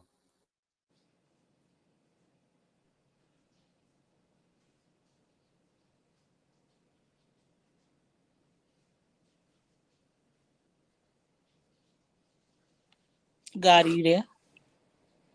Hey, salutes. I wanted this until Gotti grabbed the mic or somebody else grab it. I wanted to touch on that reparations topic, right? I don't think that really the reparations conversation is a conversation that we really having as Black people, that we having thinking that we're actually gonna get reparations. I think that we're having a conversation of reparations to control the conversation, monopolize and control the narrative of the conversation of reparations for our economic advantage. Because what was happening was, on a political level, you had a lot of, other white folks and stuff using the conversation of reparations to get votes, to get different, to sway our people different ways. And they was just having a conversation of reparations, and people was voting for them, riding with them. So what happened was, you had a lot of Black groups that said, look, why are we riding with these people, giving them free votes just because they talking about reparations and you didn't actually get them? Cut the check or we ain't voting for you. That's how you get ADOS, FBA, and all that. They start to say, look, y'all bringing up reparations on a political level. Black folks ain't bring it up. Y'all brought it up for clout to get votes. And Black folks is saying, well, look, if the conversation gonna be had and we ain't getting reparations, well, then we gonna control the conversation of reparations and get the money from it instead of them. If that makes sense. We gonna control the narrative of it and get the most clout, most whatever out of it, other than them doing the same thing, because they ain't gonna give it to us. So that's the least we can do. Control the narrative of the conversation that's based upon us in the first place. Understood.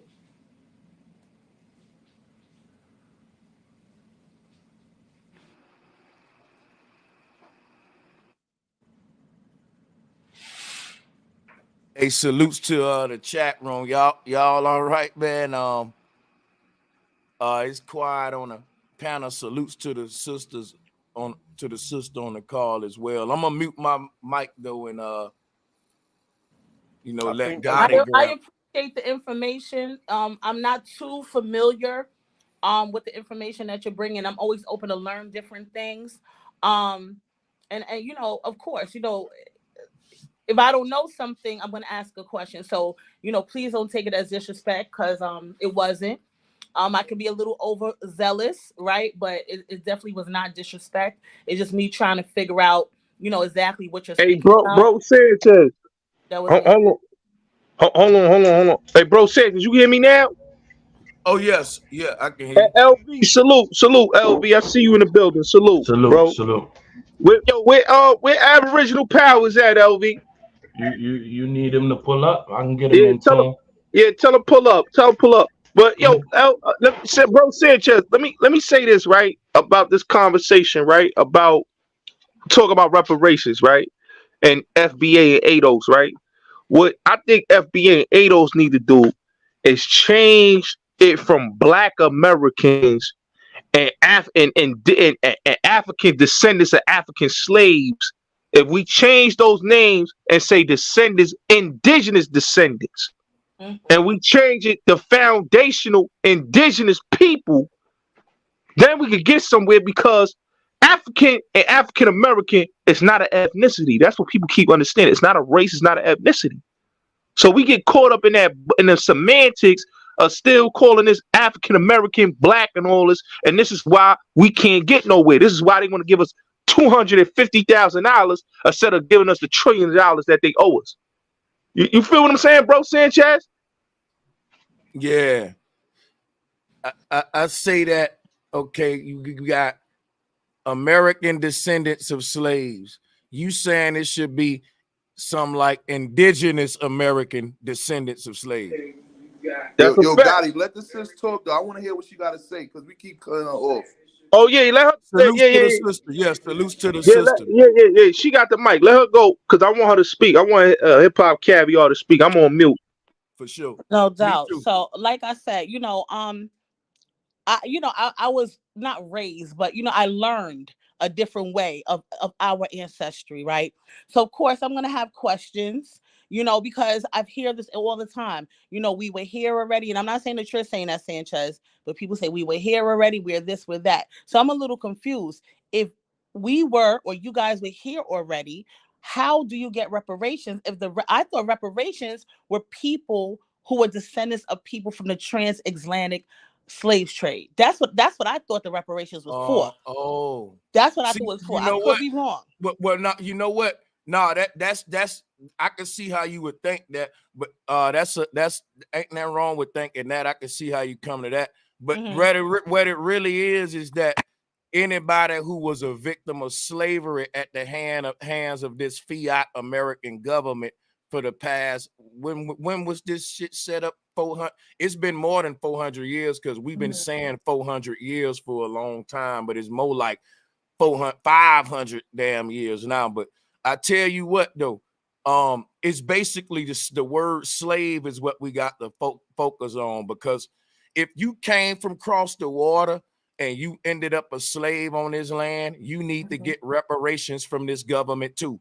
If you always been here as one of the native tribes on this land and you was enslaved, then you need reparations. So there were many people enslaved on this land, and it wasn't just it limited and exclusive to the group that we call an FBA or ADOS. Okay, I understand. Okay.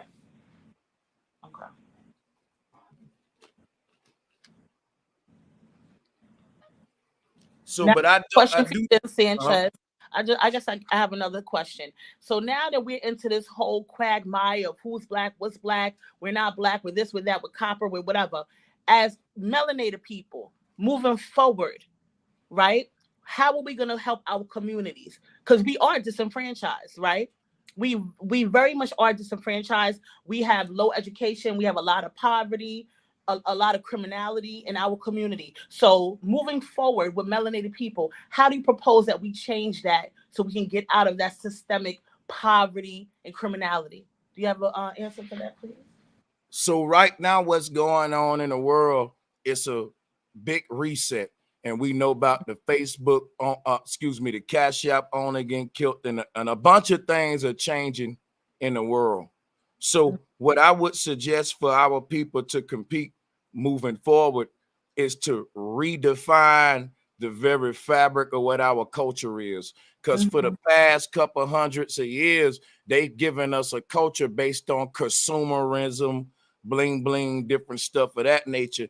And I think it's now we need to start thinking minimalist, strategic networking, coming together as a people and literally building. And that can be in various forms, from online to offline forms of ways to get it. But I think that the way we've been moving recently is everybody in their own bubble sort of competing with each other, secretly competing with each other, and keeping up with the Joneses, hating, stuff like that, versus what the other cultures do is make sure everybody come together and put their shit for the betterment and build community.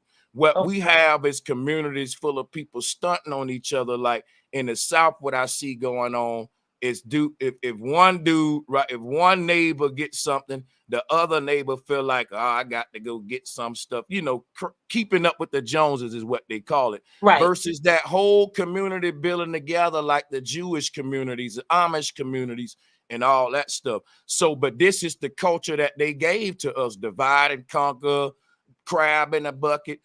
I think the first thing we need to do before we can do anything is redefine the very fabric of this corrupted, toxic ass culture and mindset that's in our brothers and sisters, to just hate each other instead of working together and shit. So that's the start.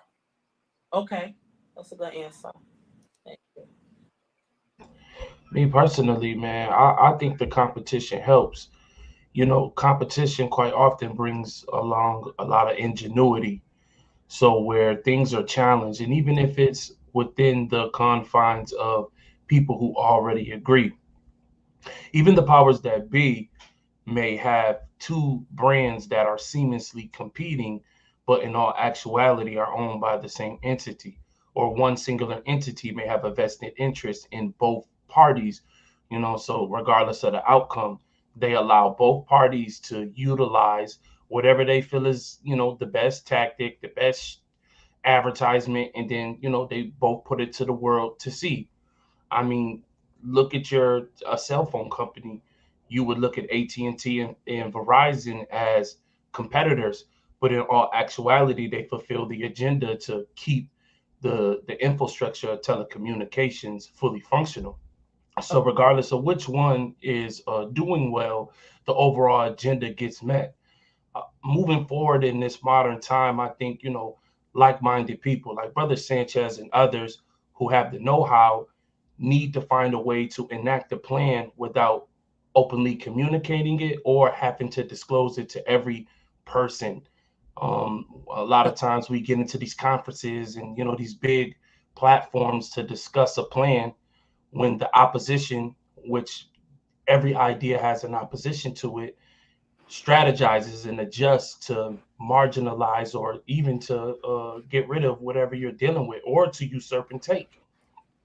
So we definitely need to, you know, the people with the know-how need to somehow come together, be on one accord, and push the people. You Mhm. know, a lot of people are not going to have the necessary time and ability to actually fully understand the plan of somebody who has that type of mind. It's not meant for everybody.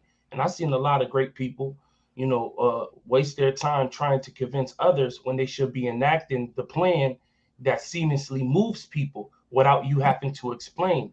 And I see that the infrastructure or the opposition has found a way to program and enact a protocol amongst its subjects unknowingly. Okay. And I'll land there. Good. Yeah, Hey, yeah. Grant. Salutes to Good. everything what that brother was saying, and I agree with you that there's a such thing as healthy competition as well. But I think that healthy competition and keeping up with the Joneses or what we call stunting is different. That'll lead to the whole self. You see what's going on today with our culture, man. So the only thing I'm saying is I'm with you, man. These companies compete with each other. I like what you said about it's an illusion, though. Like the Democrat versus the Republican, they ain't really mad. They are acting like they mad at each other to make us pick a side. We're gonna really be mad, but they faking mad. So my thing is to divide and conquer us. So it makes us compete for real against each other when they compete for fake against each other. And we need to be competing with them for real and competing with each other for fake like they doing. That's how shiesty they playing the game. Hey, bro, Sanchez, you know, they sit back and watch us compete, and then they monetize and are able to harness the produce of that engagement. And that's why we have to, with our approach, more so get on the producer side. Like if I'm running a show or if I'm running a program, I don't have time to explain to the audience why the lighting is this way or why the cameras are angled at these specific angles. You get what I'm saying? Or why we have a teleprompter. Mm-hmm. We have to create that show. And once again, you know, the competition isn't bad, but we need our investors, we need our businessmen to be able to exclusively finance a lot of these ideas that we sell away for pennies while someone takes that idea and bring it to the worldwide stage. We need to be able to we need to be able to produce and then keep these ideas within our community or representatives the whole way through to get something to the worldwide stage. Even like music, it gets to the worldwide stage, it provides the income, and it can all trickle down. um there isn't this, you know, world where everybody just has this where we currently are. It's how I'm gonna say it like this, brother Sanchez. the principle at play is good. It's just the people who are in power utilize it and to keep things to themselves. In the real world, I build a successful company. That company turns around and invests in the area in which it is. It builds parks, it builds roads, it employs people, it pays for healthcare. You know what I mean? It throws events. It's a back and forth relationship with the companies that we frequent and we give our lives and our money to, and we don't get that turnaround effect. So once again, we need to support those who have the idea in which we were just expressing. I appreciate what you said, Brother Sanchez. Grand Rising, everybody. I'm gonna be quick. Much love and respect to Bulletz Gotti, Brother Sanchez, and everybody on the panel and in chat. We were talking about reparations. Philly OG, salute to you, big bro. How you, Salute, man? my brother. Much respect to Salutes, OG. everybody, man. You know, we were talking about reparations, just to talk. But basically, like I always say, we can prove that we've been reclassified here 11 different times. We can't prove that we came in on a boat. That's their story. But we can prove crimes against humanity and that we've been reclassified that 11 different times.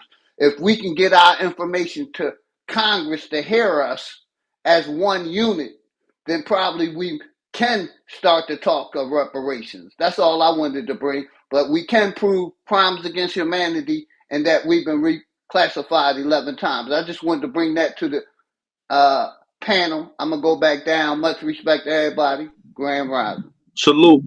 Salute. Aboriginal power. Salute, family. How you, big bro?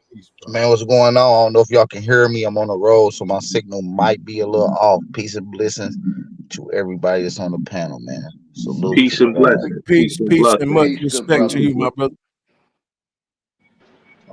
Shit, we got Bro Sanchez. Yeah, Bulletz Bro Gotti. Sanchez in the building. Yeah. Bro Sanchez is in the building. Aboriginal. You already know. Salutes, my brother. Hell yeah. Let's do it, man. I have a question, man. Shalom. Yeah, I don't mind. The question is a little controversial. If you don't want to answer it, you don't have to. But I'm just interested since I have all these melanated men on the panel.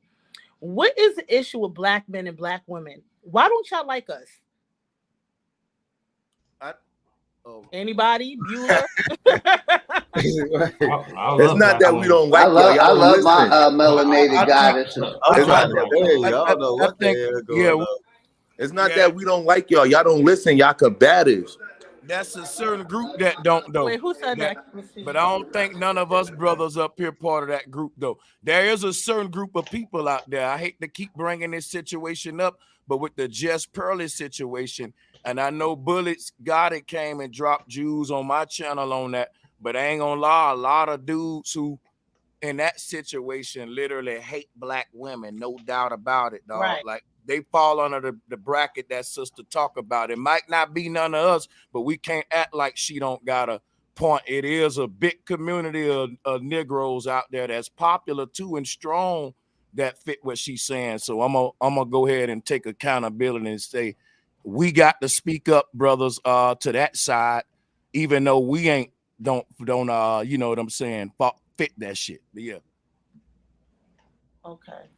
I told you it was a controversial question. I was just interested to know. No, that is controversial. That is controversial.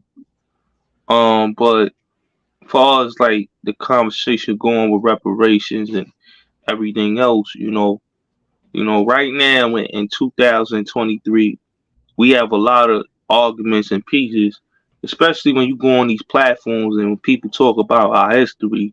You know, I always believe that they writing his story. They not writing the history of our people. So it's a lot of BS with these dudes. A lot of BS.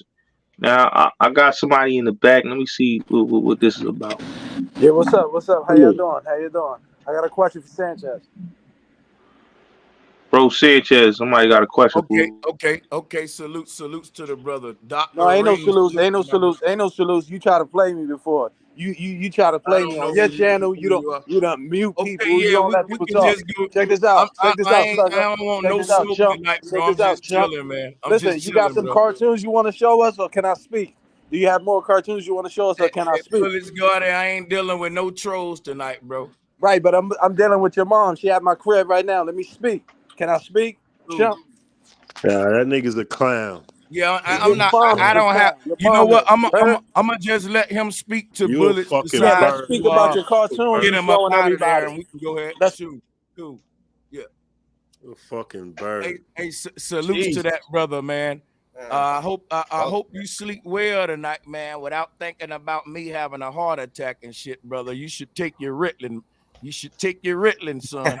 But yeah. Kicked out. Y'all can hear me? Yeah, okay. Oh yeah, I Yo, got what kicked out. Malcolm My X said, bad. that brother thirsty for knowledge. Oh yeah, Right. he thirsty. He He was thirsty for some knowledge. Yo, Hey, Scotty. Remember in Malcolm X, he said that brother thirsty for thirsty knowledge. for some knowledge. And you know what? Niggas be whole hoes out here holding grudges like he muted me before. He kicked me off of the banner. I be forgetting who the hell I blocked last That month. shit was probably 6 months ago. Yeah. I'ma just say this. For a lot of dudes that come up to argue because you upset that basically somebody is trying to feed you your knowledge and you come on these platforms just to troll, bro, just sit your ass back in the goo and in the audience and just watch the show, bro. There's no need for none of that. Yeah, Sos, you got something you want to say, Sos? Oh, you on mute, Sos? Yeah. So I'm gonna make this a little teaching moment too. In 2023, a nigga can't trigger Sanchez into a little petty argument like that. We getting paid for debates all this year. Anybody fucking with me, if somebody call you out for a debate, hey, we doing the pay-per-view shit with the debates. Everything like you was just saying. Hey, bro, Sanchez, bro. Let me say this right now. I'm about to start the Bulletz Gotti Debate Club on my platform. You know what I'm saying? Shout out to Clubhouse Streets, my brother LV, Aboriginal Power, bro Sanchez. I want you there. I want you there with the debate team. I definitely want you down with the debate team, bro Sanchez, because I want brothers to start debating up here, and we basically gonna do it like you said, pay-per-view style. How about women, or is it just No, women can come up here and debate too. Women can come up here and debate too. We gonna start doing that. We gonna start doing debates. You know what I'm saying? And we gonna start doing that, bringing those type of conversation here, man. Whoever want to debate on a topic, just hit me up behind the scenes. You know, hit my email up. Somebody put my email. If y'all got my email, somebody put my email in the chat. And basically to let everybody know to come reach me out on my email or hit me up on Instagram, Bulletz Gotti, and tell me you want to debate. We can set it up. Bro Sanchez, I know I got you. You could be a judge on there because I really want to start that on my platform. We can start debating. I'm now, and look, that's what I'm. Watch this, Gotti. Watch this. Look at how much we sit around disagreeing, and it's fun to debate and do all that.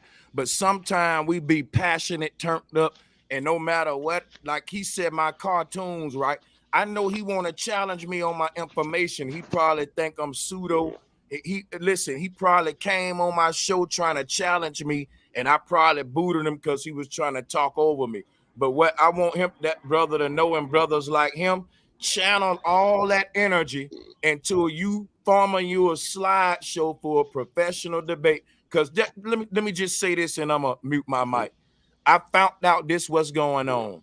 Whenever we turn up like this, the views go up. Everybody like this kind of competitive sparring, but you can't monetize this kind of stuff for real. So it's like the shit that really grow YouTube, only YouTube can get the most from it. All the ratchet shit, they get the money from it. But my thing is this right here. We got to monetize this shit when we turning up and all that. Like, fuck all that. That's what everybody else doing, man. It's no different than the freestyle battle arenas and shit like that. So that's just what it is, man. I agree with you 100%. Gotti, tell you, man. I try to tell school people on YouTube and getting their monetization right, and just this is a wonderful opportunity to even come across you, man. I would definitely like to exchange information and bring you on the clubhouse side of things, man. A lot of theological circles I run in. Hey, LV, I told him I'm bringing him to my club. LV, I'm bringing him to clubhouse so we can have this build, because I want a lot of people to come through to start building and having these type of conversations, because I'm not gonna lie, man. When you look at a lot of these platforms, man, niggatry is at an all-time high, man. Enough with the niggatry, man. It's time to bring information and have positive conversations, and shout out to my brother LV.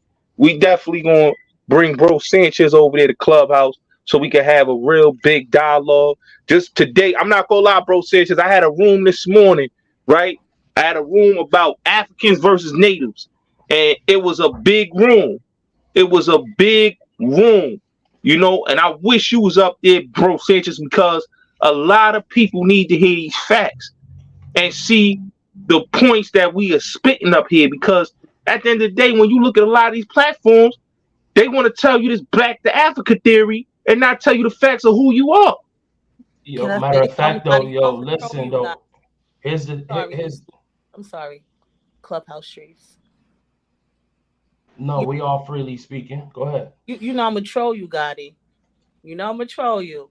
Now you look like you can be kin to the people from the motherland, right? I mean, yeah. And that's beautiful. There's nothing wrong with that.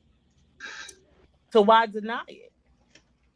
We not denying nothing. You. Don't say we, baby. I'm talking about you. I'm not denying anything. What I'm saying is that at the end of the day, right? When we go back to like what Bro Sanchez said, genealogy, right?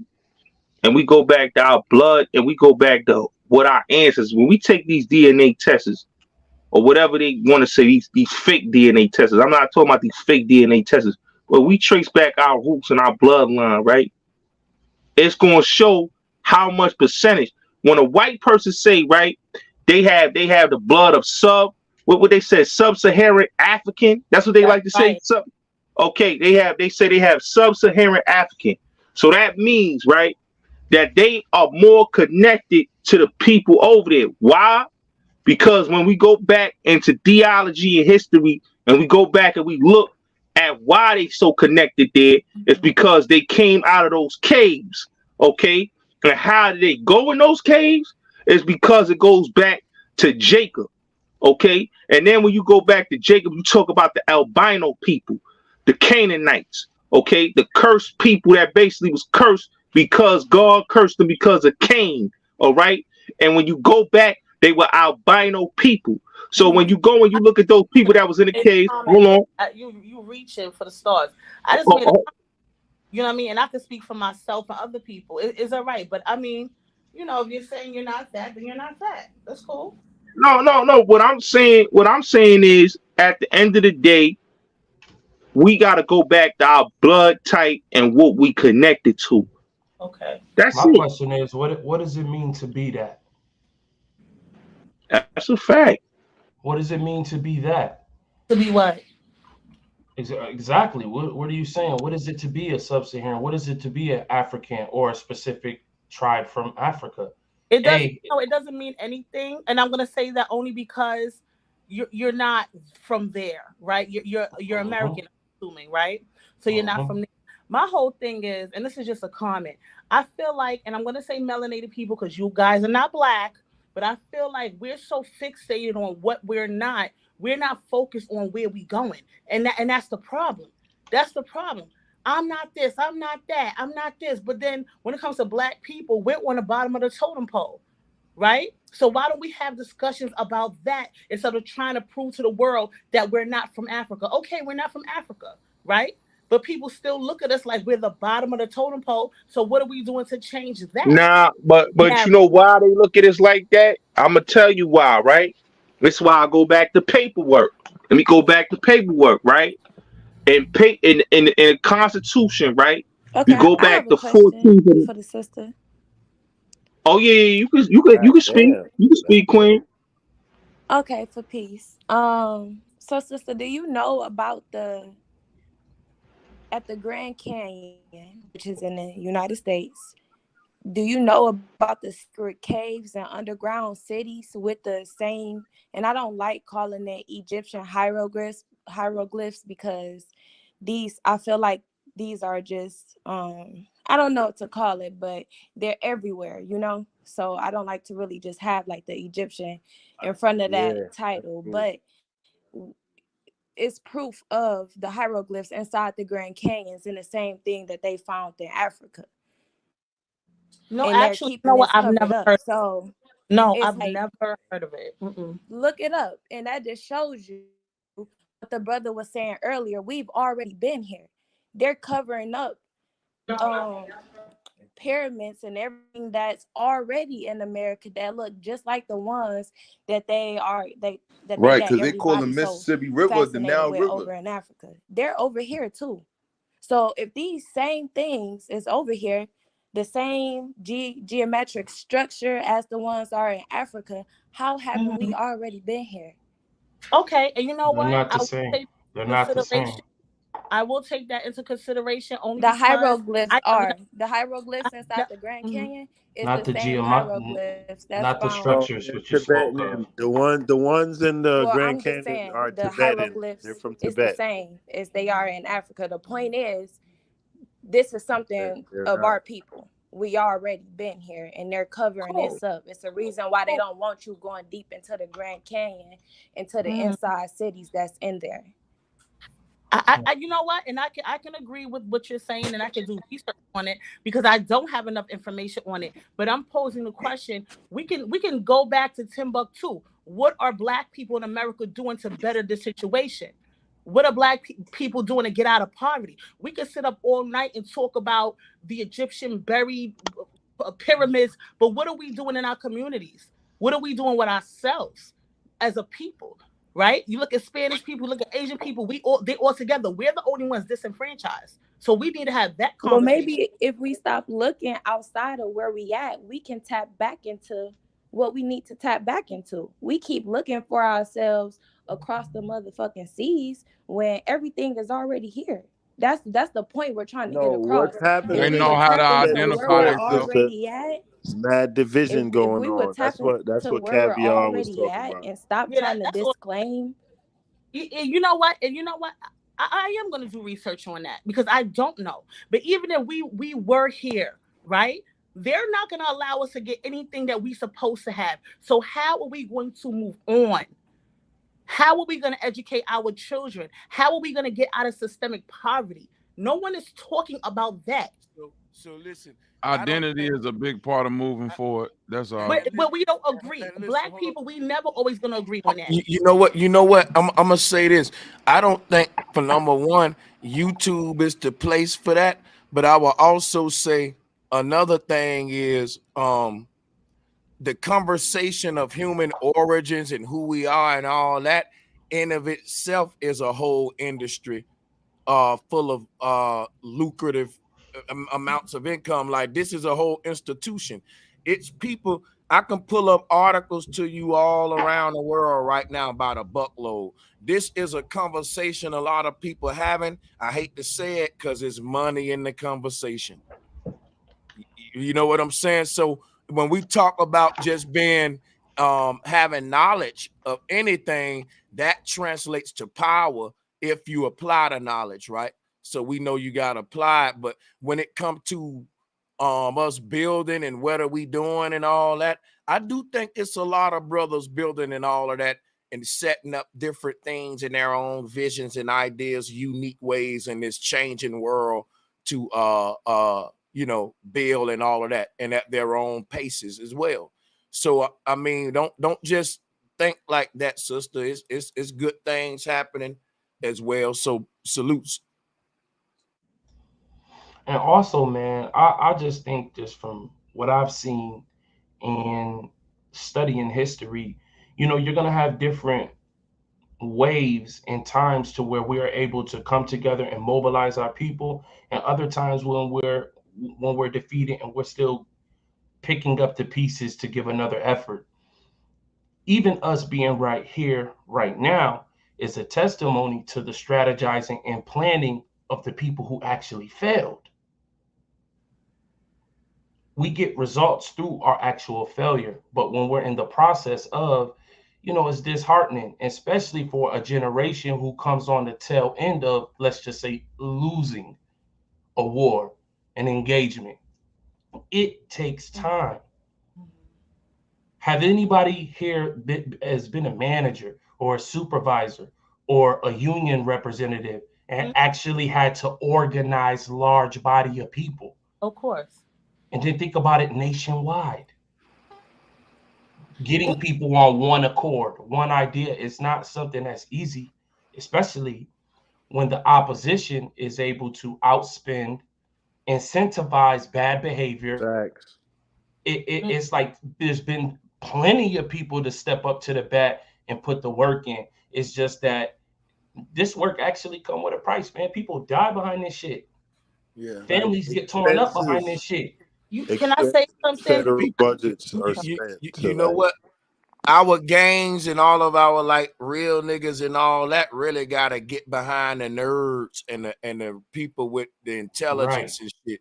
Cause I make that example. Yeah, because look, think about this. Who's gonna protect? Think about this. Our gangs will kill each other and stuff, but your military is gonna protect your innovations and technology and your resources. But they just got their shit misdirected. My thing is this right here: in a perfect world where if we could galvanize the people, because we was talking about galvanizing black people, that's what it'll look like. It'll look like the most. Think about it. Moses West was a black man who invented that water machine in Flint, Michigan. You got Flint, Michigan is a hot seat for violence. Like it's one of them black cities that go in. We know it's on the map. They go in Flint. When they water is messed up and it's killing them slow and they don't care, like they too busy killing each other. They couldn't even protect this black man's invention that was giving them free, clean water. Think about what I'm saying, because somebody should have been on duty. Each gangs, dope boys, I don't give a damn. I'm just saying, I'm not promoting none of that behavior. I'm just saying that we don't even care about our natural resources. Like we'll fight for you stepping on my shoes and all that. But clean water, that man's shit was sabotaged and nobody was outraged. But if you get some spray paint and spray over a nigga's set, right, he'll be outraged. That's what I'm saying. The priorities. I just want to piggyback on what I'll tell you, Sanchez, when you had said that the other night. I'm sorry. Go ahead, sister. Sorry, bro. I wanted to piggyback what you just said about the whole gang thing. And, I'm just listening to what you're saying. And I think that's a problem with black people, right? We embrace like shit like that, like criminality, gangs. Like we embrace that shit. I was a cop. I was a cop. Right. So then. Yeah, that's where I was going with it, Sanchez. Right. Like that take you had hurt my heart at first. But you was spitting the truth. When you said hip hop is our indoctrination, and that's what's wrong with us, man. That shit hit me hard at first. Like I was kind of heated at you for saying that.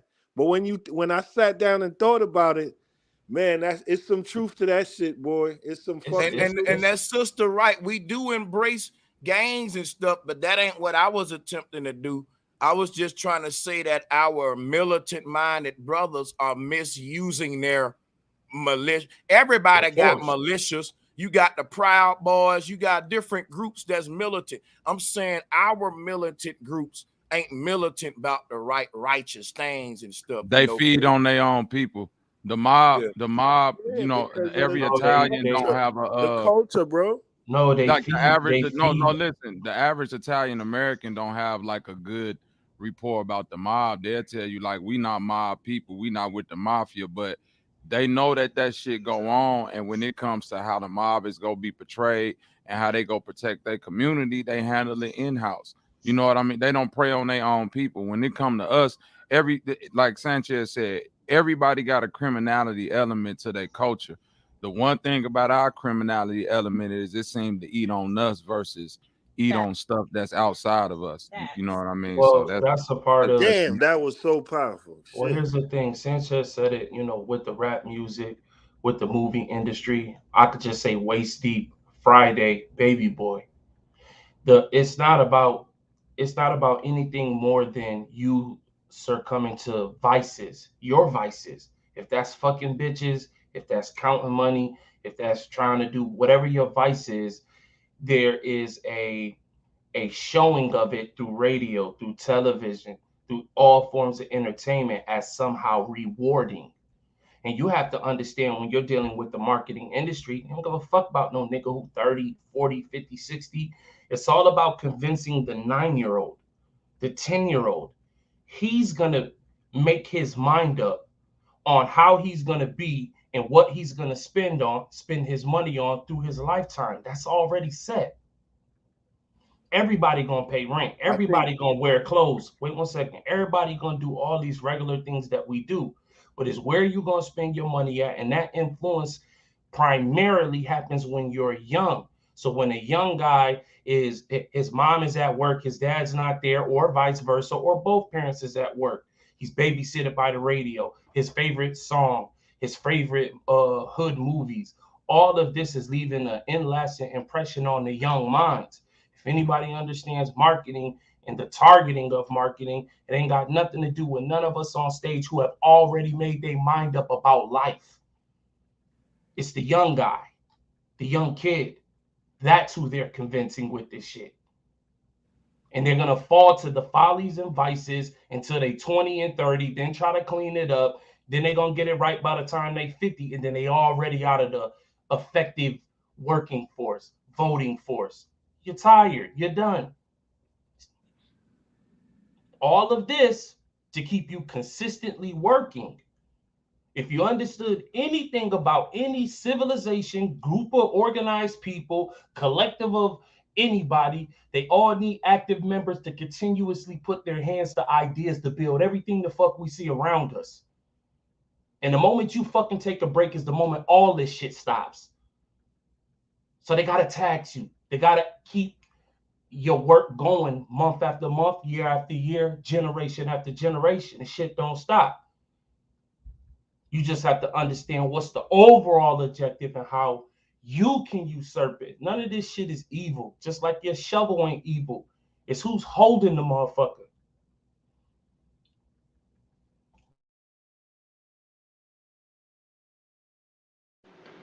That's very true. That's true. That's true. Who wants to speak? Anybody want to speak? The mic is open. Yo, Gotti, imagine a world where ain't nobody got to do nothing. Oh yeah, that's a perfect. Yeah, but that's a perfect world. You know, we live in a That's not a perfect world because we got the internet from niggas working. The cable lines, the plastic that's put over the wires, the boxes we put the stuff in, the roads we drive on, the cell phones we use. This come from niggas working all day. Just imagine if everybody was chilling and then nobody had to tell nobody what to do. Niggas would be hanging out all day. Yeah, but just hit the nail on the head. Niggas would be hanging out all day. I think the problem is that, you know, people are uninspired because we in a society where we are still slaves. Like yesterday, I was on a platform on Clubhouse in a room, and I had a discussion. I said that long as you pay taxes, you still a slave. Long as you gotta still pay these bills for your property, you still a slave. You don't own this shit. You know, if they telling you gotta pay for something that you thought that you own, then that means you don't have ownership of that. That means that they can take it from you whenever they feel like it. So when we get on these platforms, right, and we preach the bullshit because we all been brainwashed by the government and we ain't escaped the matrix yet. A lot of people haven't escaped the matrix because they understand that that's the only thing they know, because they going by, I'm gonna go do this job, I'm gonna work this 9 to 5 all day, every day, I'm gonna break my back, I'm gonna wait till I'm 70 years old, because now they up in the Social Security to 70. You know, it's not gonna be 65 no more, it's gonna be to 70 years old. So they telling you got to slave till you 70 years old.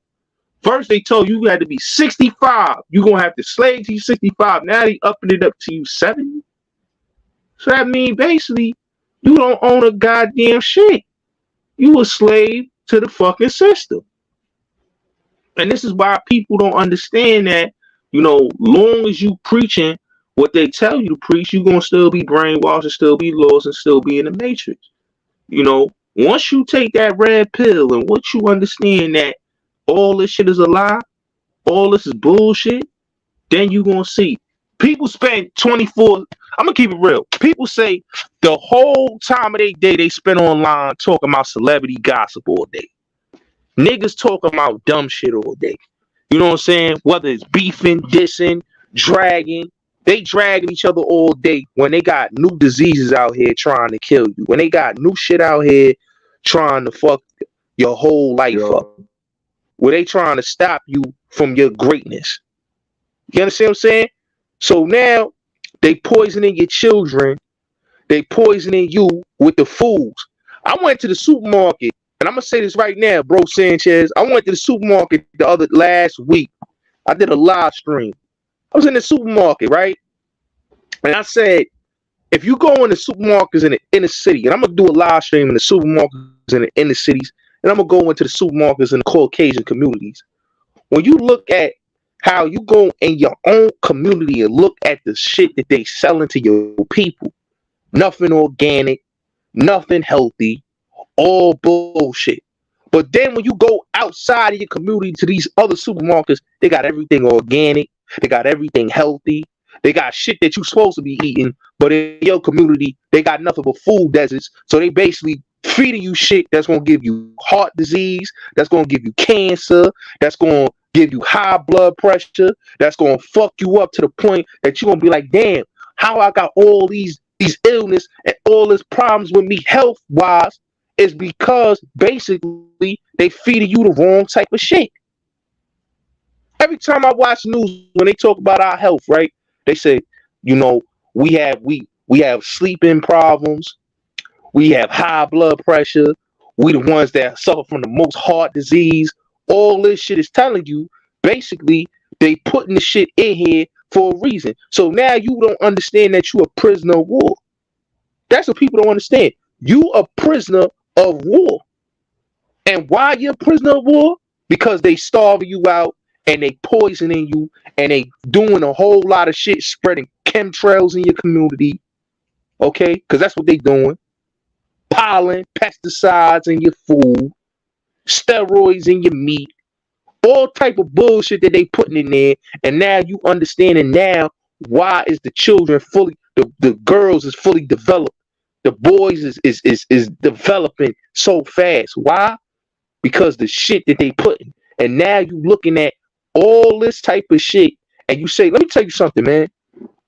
I remember I was going to college and the professor, this white professor I had, was breaking it down to me about the GMOs and all the pesticides and stuff, right? And I'm sitting there and I knew a little bit of something about it.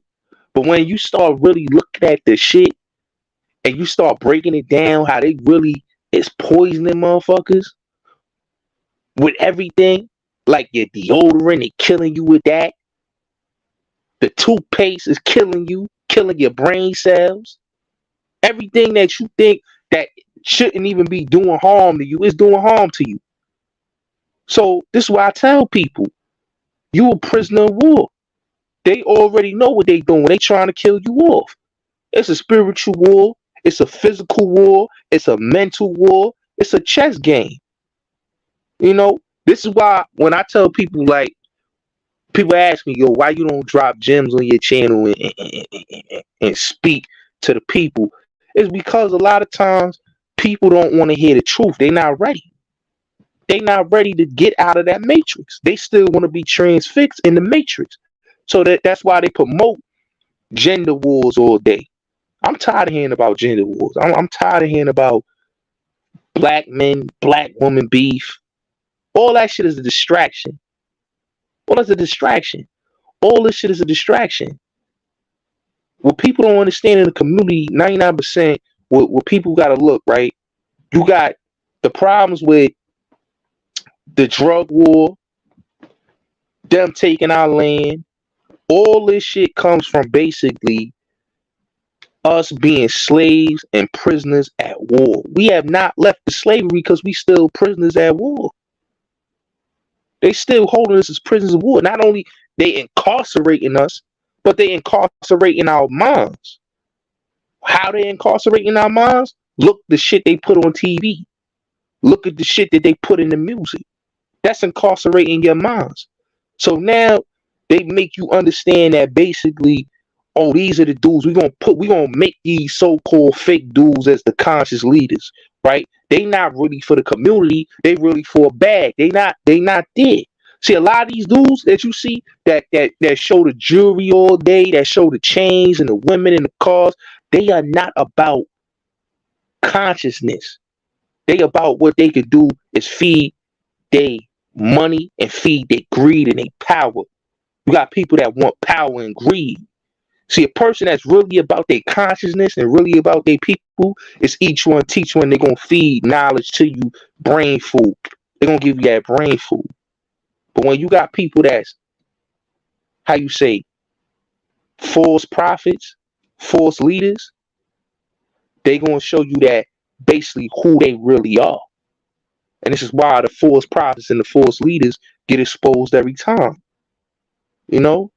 So that's why when I come on my platform, I allow people to understand that it's full of bullshit in this. It's all a motherfucking smoke and mirrors and deception. Online is the computer was created for deception. The internet was created for smoke and mirrors. It's created for an agenda.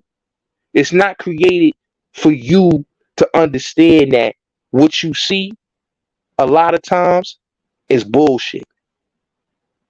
The drama is staged, just like reality TV. All of this shit is staged.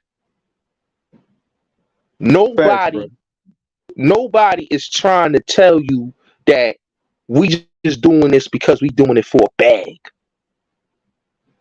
The reason why I started getting online and wanted to be and started my YouTube channel is because I saw a bunch of bullshit and I saw deception. I didn't see realism. It's nobody being real. Nobody is kicking real knowledge. Nobody is kicking nothing real. Everybody's just feeding you bullshit, foolish rhetoric. Nobody's trying to basically tell you how to be accountable and do for self. In a perfect world, a lot of things would be different, but we not in a perfect world. We dealing right now, let me tell you something. Right now, we dealing with cyber warfare. That's what people keep talking about. When I hear people talking about World War III, let me tell you something World War III gonna be. And this is something that these dudes don't tell you. World War III is gonna be what it's gonna be. A class war. A race war, class war, or all type of war that's gonna happen. A recession war. An out-resource of people. That's what's gonna happen. Jobs is being out-resources by the day. We in a recession. Nobody's telling you that because they not letting you know. We in a recession.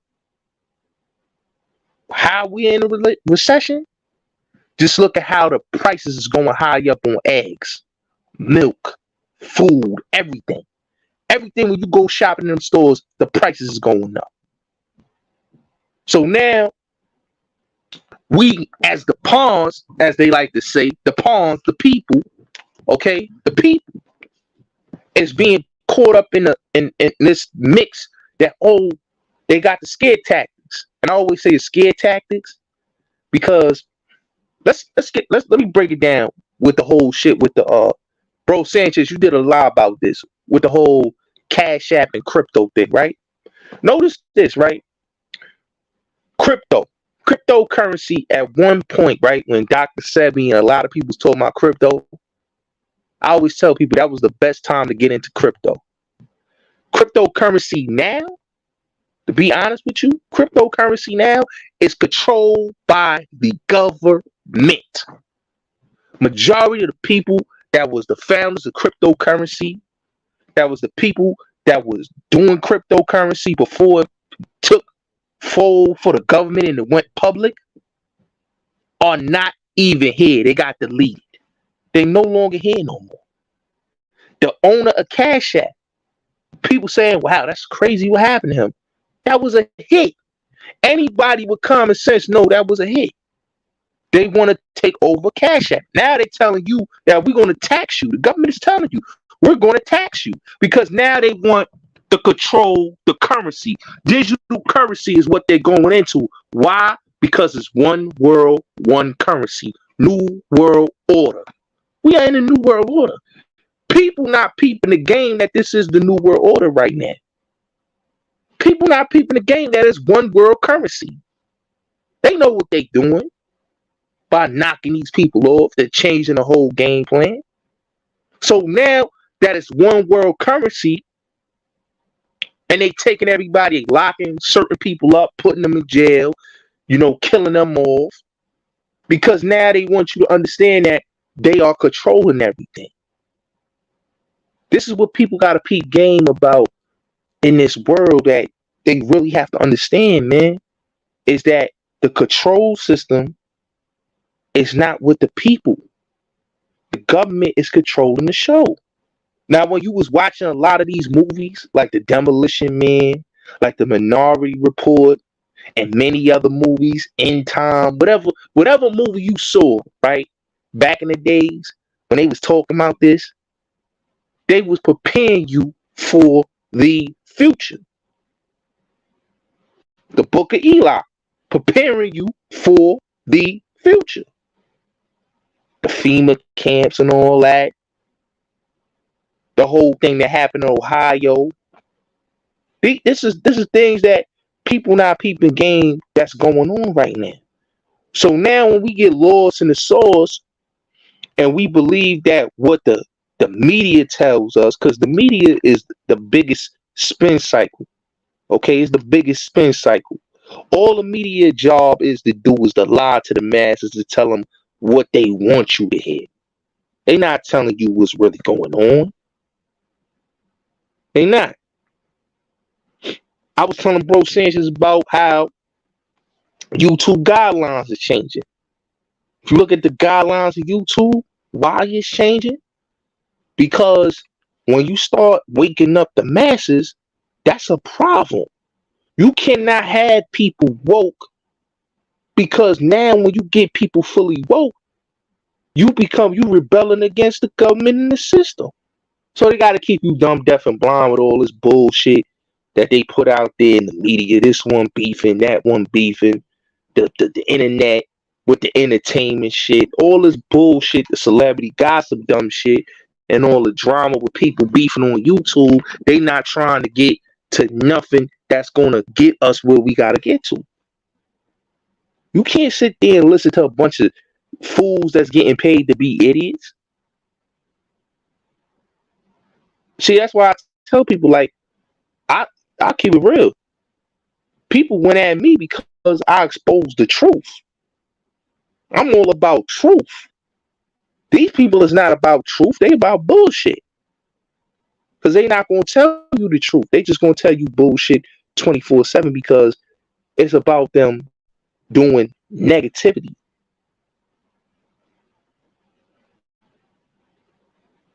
So, hey, God, you going in, man? Salutes to that, bro. Oh, salute. Shit, bro.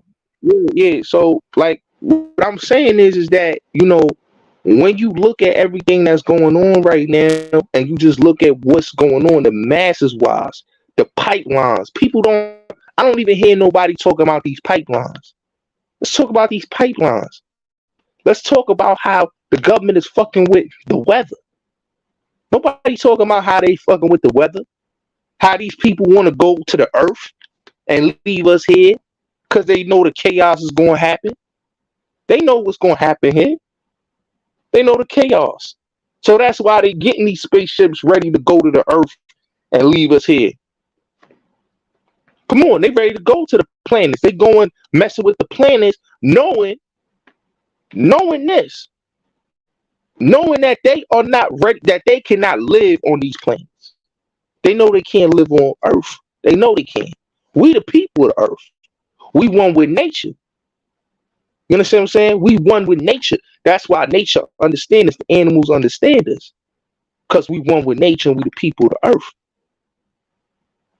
See, those people, the enemies, the oppressor people, they know that when it's all said and done and when people start waking up and start seeing what it is, it's a whole different ball game. It's a whole different ball game. Whole different ball game. What's up, bro, Sanchez? You got? You know what, man? See, the people in the chat was like, it's just dropping number 5 balls. You got the Holy Ghost there, my brother, and you was talking about how they trying to lead the earth. I just want people to know something. That has nothing to do with, I don't think God are even getting into like planets and space per se. He didn't really specify. I saw a couple of chats, but they are trying to lead the earth. They trying to transform the earth. How they leaving the earth is by transforming it, making it something else. Transhumanism, where it don't even resemble the earth no more. We ain't even, so transhumanism, all that stuff is real. But see, like God was saying in so many words, he was naming all the cataclysms and shit and what's going on in the world. But all of that is what they doing to have a reason to be able to say, look, we need to come with this shit right here, you know, create the problem, then create the solution. So then that's how they talking about leaving the earth. They want everybody to be out their body, mind uploading. I go into that stuff on my channel as far as mind uploading, but technology getting more and more crazier, man. It ain't nothing really to be scared of. Hey, bro, Sanchez. Yeah. This the thing, right?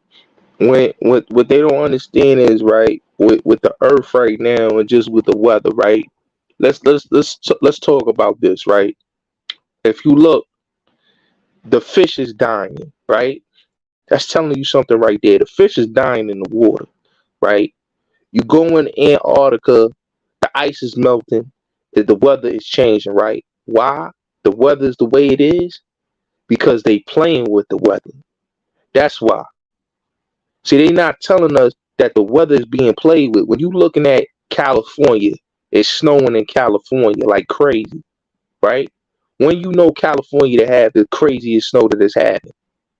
Come on.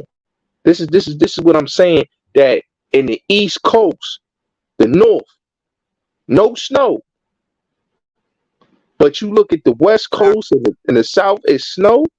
That's telling you right there they playing with the weather.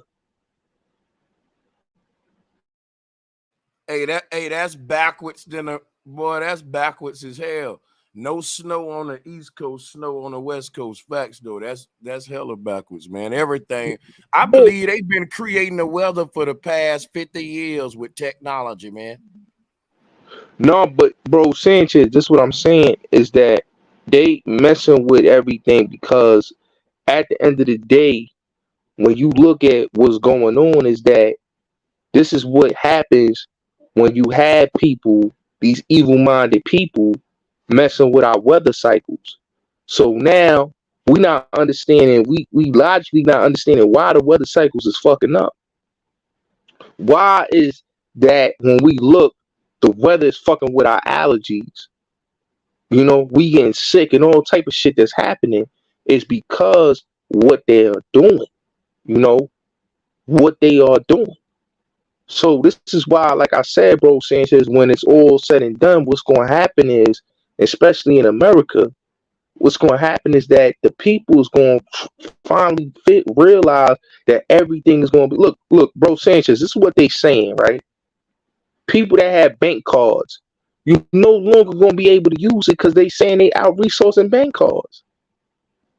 So right now, If you ain't got digital currency, which they are controlling, central banking, then that means you assed out. How you gonna get to that digital currency? You're gonna have to put your ID card to get your digital currency. You're gonna have to prove, verify that you are who you say you are. So you got to put your face, your ID card, your all type of stuff, your bank card, and all this, because this is the way they are conditioning the people to change, and this is what things that they've been saying. When you got TVs watching you, shit that you saw in the Minority Report and all these movies in 2002, 2001, 1993 with Demolition Man, and you start seeing this now, corporation running the world, that's what's going to happen. The corporation's going to run the world.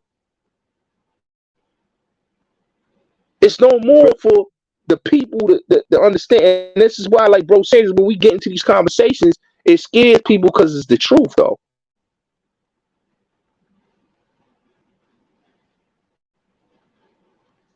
Bro says, yeah, you're on point, my brother. Yeah. Bro says, you want to say something, or whoever want to say something, y'all got the mic if y'all want to talk. Oh yeah, I'm Yeah, a mute up and I see it's a couple folks on. Salutes to the bill, man. For Yeah. sure. What's good, people? What's good, Bullets? Yeah, I ain't been over here before. Just me myself. What's cracking, people? What's good, good, panel? me myself?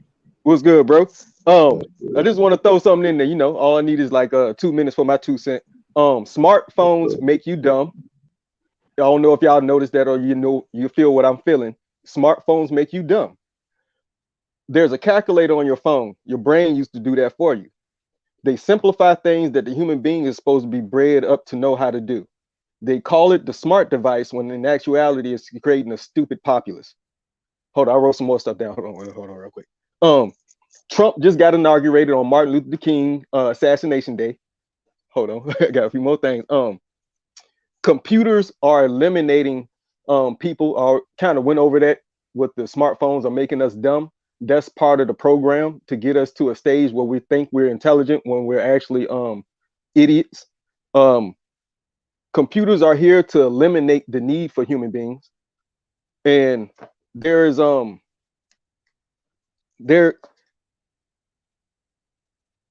out of sight, out of mind. So that's part of the reason I think they're trying to get rid of hand-to-hand transactions, because when you're not a part of it, you don't have any idea of it. You don't know what it really means. You it's out of your actual psyche or comprehension thereof, right? And Netflix is literally run by the father of propaganda, which I believe the Nazi name was like Goebbels or Gerbils or something like that, rhyme with Google Gerbil or Gerbils. But the main thing that I wanted to chime in why I clicked on the link was because I like it when we have knowledgeable, intelligible conversations about progress and have the criticism be constructive and actually lead to something, right?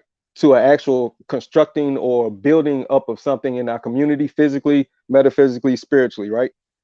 You cannot see DNA. They have no images of DNA, period. So when y'all were talking about sending your DNA in, what you're sending, you can't, because they can't see it. Literally. The textbooks, those double helix that they are showing you are literal cartoons, they're drawings.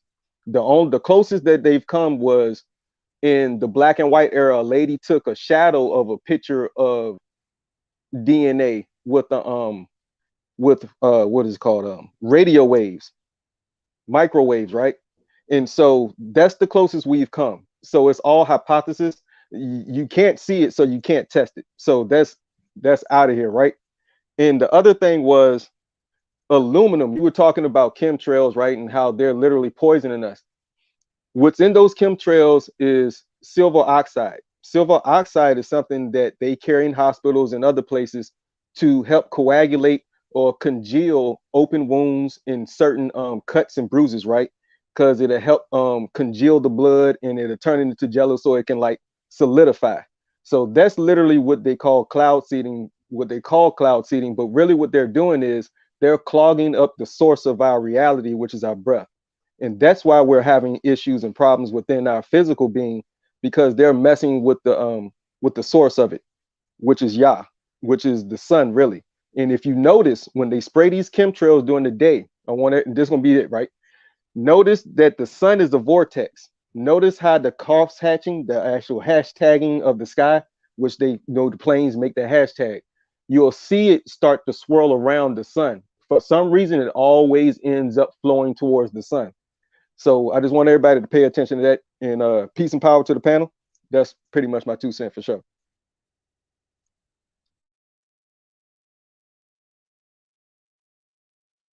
I'm gonna go ahead and mute up. Y'all got it. Salutes. Oh, okay.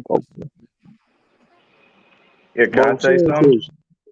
Who want to say something? Who that? Yeah, this me right here. It's Jordan, Dylan Jordan. Oh, okay. Okay. Yeah, Hey, we can hear you, bro. All right, cool. I just want to say peace and love to everybody. First of all, every mind, every God and goddess that's on this platform speaking is wonderful, amazing, and brilliant. Everybody listening right now is unique, has their own brilliant mind. Use it or lose it. I just want to say, and Brother Sanchez, I just came across you like a week ago. I started watching your videos, a whole new level. Like in the way that you get people on these platforms, and even the person on this, like we getting together. This meeting of the minds is great. You know, we growing in consciousness, we growing, we creating something. We're not just talking about problems, we're talking about solutions. And that's what we need. But yeah, I just wanted to give love and say much that. respect, my brother. Much love to you, man. Appreciate that, my brother. 100. Oh yeah. Definitely appreciate that.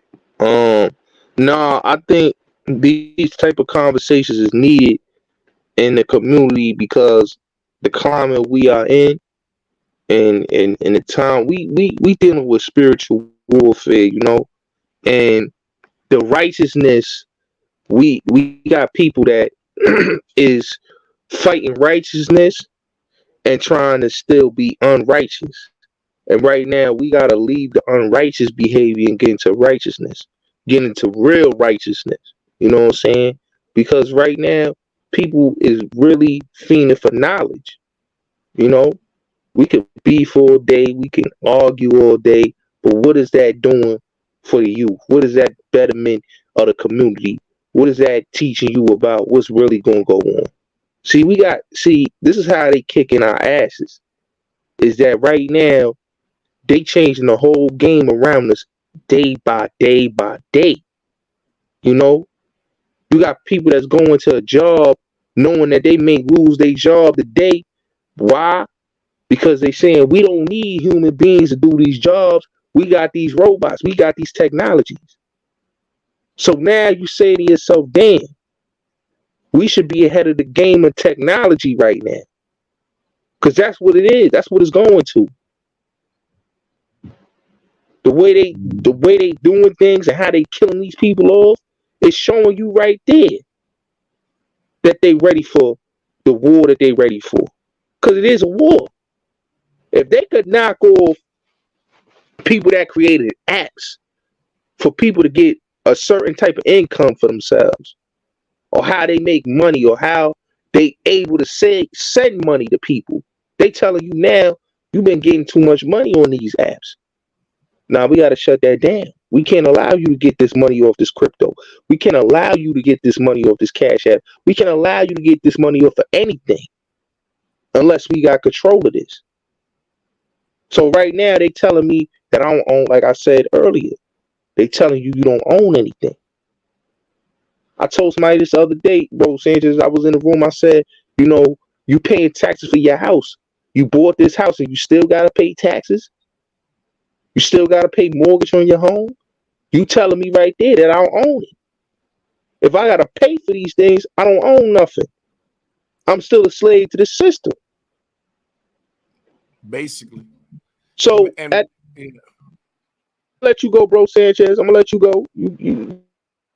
Yeah, the whole thing about what you saying now, everything going digital to the point where they getting rid of ownership altogether, Gotti, to where like everything is subscriptionship based, to where even with on some music producing shit, most of the plugins is going to the company's going to, you just pay them a monthly subscription, but you don't really own none of the plugins for real. And they, you know, so it was, but you know, that right there is a whole thing that's going on with this transition that we up right now. Is as we go into the digital realm, you can't really own nothing. Ownership exists in the tangible, natural world. But once they introduce this new fiat world in the digital realm, ownership gets tricky. Even amounts get tricky. You know what I'm saying? It ain't backed by nothing. It's just numbers in the computer.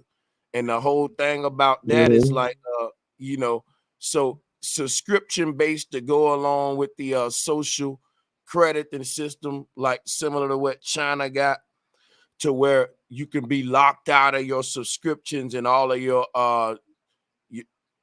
day-to-day apps and shit to run your business, different stuff like this. That's coming down the pipeline. You right about, and so that ties a lot into But bro Sanchez, look at these apps, right? Look at YouTube, look at whatever apps you want to name, Instagram, Facebook, Clubhouse, right?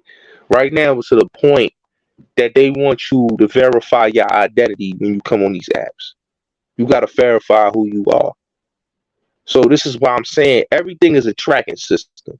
Everything in this country and just in this westernized society is a tracking system. You're being tracked your whole life.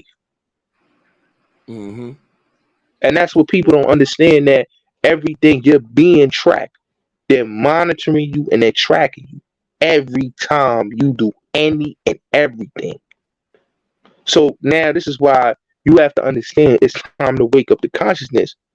Because if we stay believing in what the bullshit they putting out there, they just put it out there to distract us. Everything. I'm gonna be honest with you, bro Sanchez. A lot of times when I watch the news and I watch the media, everything is a distraction to get us off of course. You know, when they tell you about these war, when they tell you about these fake proxy wars, these fake proxy wars are just proxy wars for people to dictate power and basically put whoever's on what side is going to join whose side. It's all proxy wars and it's all bullshit. I've been hearing about Russia fighting America before I was born and after I'm born, and it's going to be to every time you're going to hear these people say this. Why are they saying these things? It's because it's a scare tactics. But deep down inside, they all the same entity. It's the same entity. America, Russia, whatever country you want to name, any westernized country, European country, it's all the same. They all believe in economy. They all believe in economics. They all believe in capitalism. They all is the same. They all the same. It's no difference. There's no difference. They steal resources. They bully countries. They all the same. When you look at it, they all sit at the table. They all sit at the table. You might think Vladimir Putin got beef with the state. No, he don't. It's all a play. It's all a play game. Mm-hmm. It's all a play game because they all at the top of the checkerboard. The pawns is going to believe that they got beef with these people, but they really don't. The fear mongering is what keeps the people dumb, deaf, and blind. You know? Yeah. The fear mongering is going to keep people dumb, deaf, and blind, bro Sanchez. That's what it is. Most of that coming from the media, the mainstream media and shit. And can I add something? Can I add something? Yeah, you got it. Okay, so you know that pyramid you showed, Sanchez, right? How you saying the higher ups, there's these elite people that's controlling the whole shit, right? And there's people at the bottom that's supposedly the laborers and people just like us, right? But we're greater in mass, right? Because there's more people on the bottom than on the top. So what's the true goal? We want to overthrow this shit, right, dude? We need a certain amount of a mass awakening. We need a certain amount of people on the same page. Isn't that right? And we need to form our own structure of government and to replace them. I mean, because if we don't have our own form and how we want to run it and want things being done, how are we going to replace them? So what's the goal? Like, we need to reach a certain amount of mass awakening, right? No, I agree with that. Yeah, man. But when we talk about a mass awakening, go into detail. What does that look like, though, my brother? What would that be? Would that take all of these black religious groups like the church, the mosque, all of them putting their beliefs aside to go to the real causes and stuff? I mean, truthfully, because really a lot of these religions is what got people's minds like stuck and set and, content. Like, I mean, a lot of people, I just see they're stuck in their religions and like they don't even want to touch on no other religions. Us, we study in many religions. It don't matter, no fear. People were stuck in the dogma. But that's why it's important for the youth is to get to the youth, because a lot of the old elderly people, they're, like you said, can't teach a dog new tricks. But I feel like flipping the page, getting it, teaching the rules to our children, and that's really where it's at, the children. But like we need to be on the same page, like, yeah, you know what I'm saying? Yeah. Hey, Bulletz Gotti, I got to get up out of here in a few minutes, man, like 10, 15. Yo, listen, bro, Sanchez, I salute you, bro. We've been here 3 hours. I salute you, bro. I was getting ready to end it anyway. I salute you for coming through, bro, Sanchez, because this is the conversations we we definitely need, especially on YouTube, because right now, man, it's a void that's being, that's not filled with conscious community, that real conscious community. I'm gonna say this right now, real conscious brothers, not that conscious community bullshit where brothers is beefing and basically hustling a community. No, we want brothers that it's about building, bro. This a good look for your channel, bro. Like this kind of bills here, man. And man, we can even, if you got some brothers that want to go into the flat earth thing, we can bring that up in the future. But we want to ease Hey, bro, that. Sanchez, I want to ask you right now, because you on the platform, man. I want to make this every Saturday night, man. Me and you, bro, Sanchez. I want to do these dialogues, man, because I think this is what YouTubers need, man. This is what YouTube needs, bro. If I told you every Saturday night, I wouldn't be able to commit to it consistently. But I tell you what, though, we definitely gonna be doing a lot of these joints, man. Just reach out to me, bro. I got a lot of stuff going on. But yeah, man, we definitely gonna be doing some more.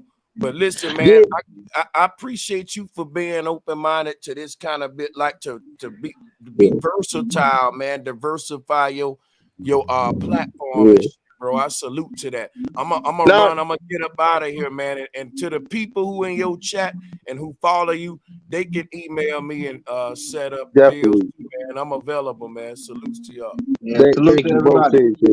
Yeah, salute to everybody that came. And I want to say salute to bro Sanchez and salute to everybody that pulled up. I think it's all about being versatile. Versatility keeps the staying power, and especially when you got a platform, you need to be versatile. You can't just keep on doing the same old shit, because eventually you're gonna run dry. So you gotta be versatile with your content. You gotta bring versatility. You gotta network. You gotta come together sometimes, and that's what a lot of these dudes have not been doing. And this is why a lot of them fall to the wayside. You see it every day on YouTube.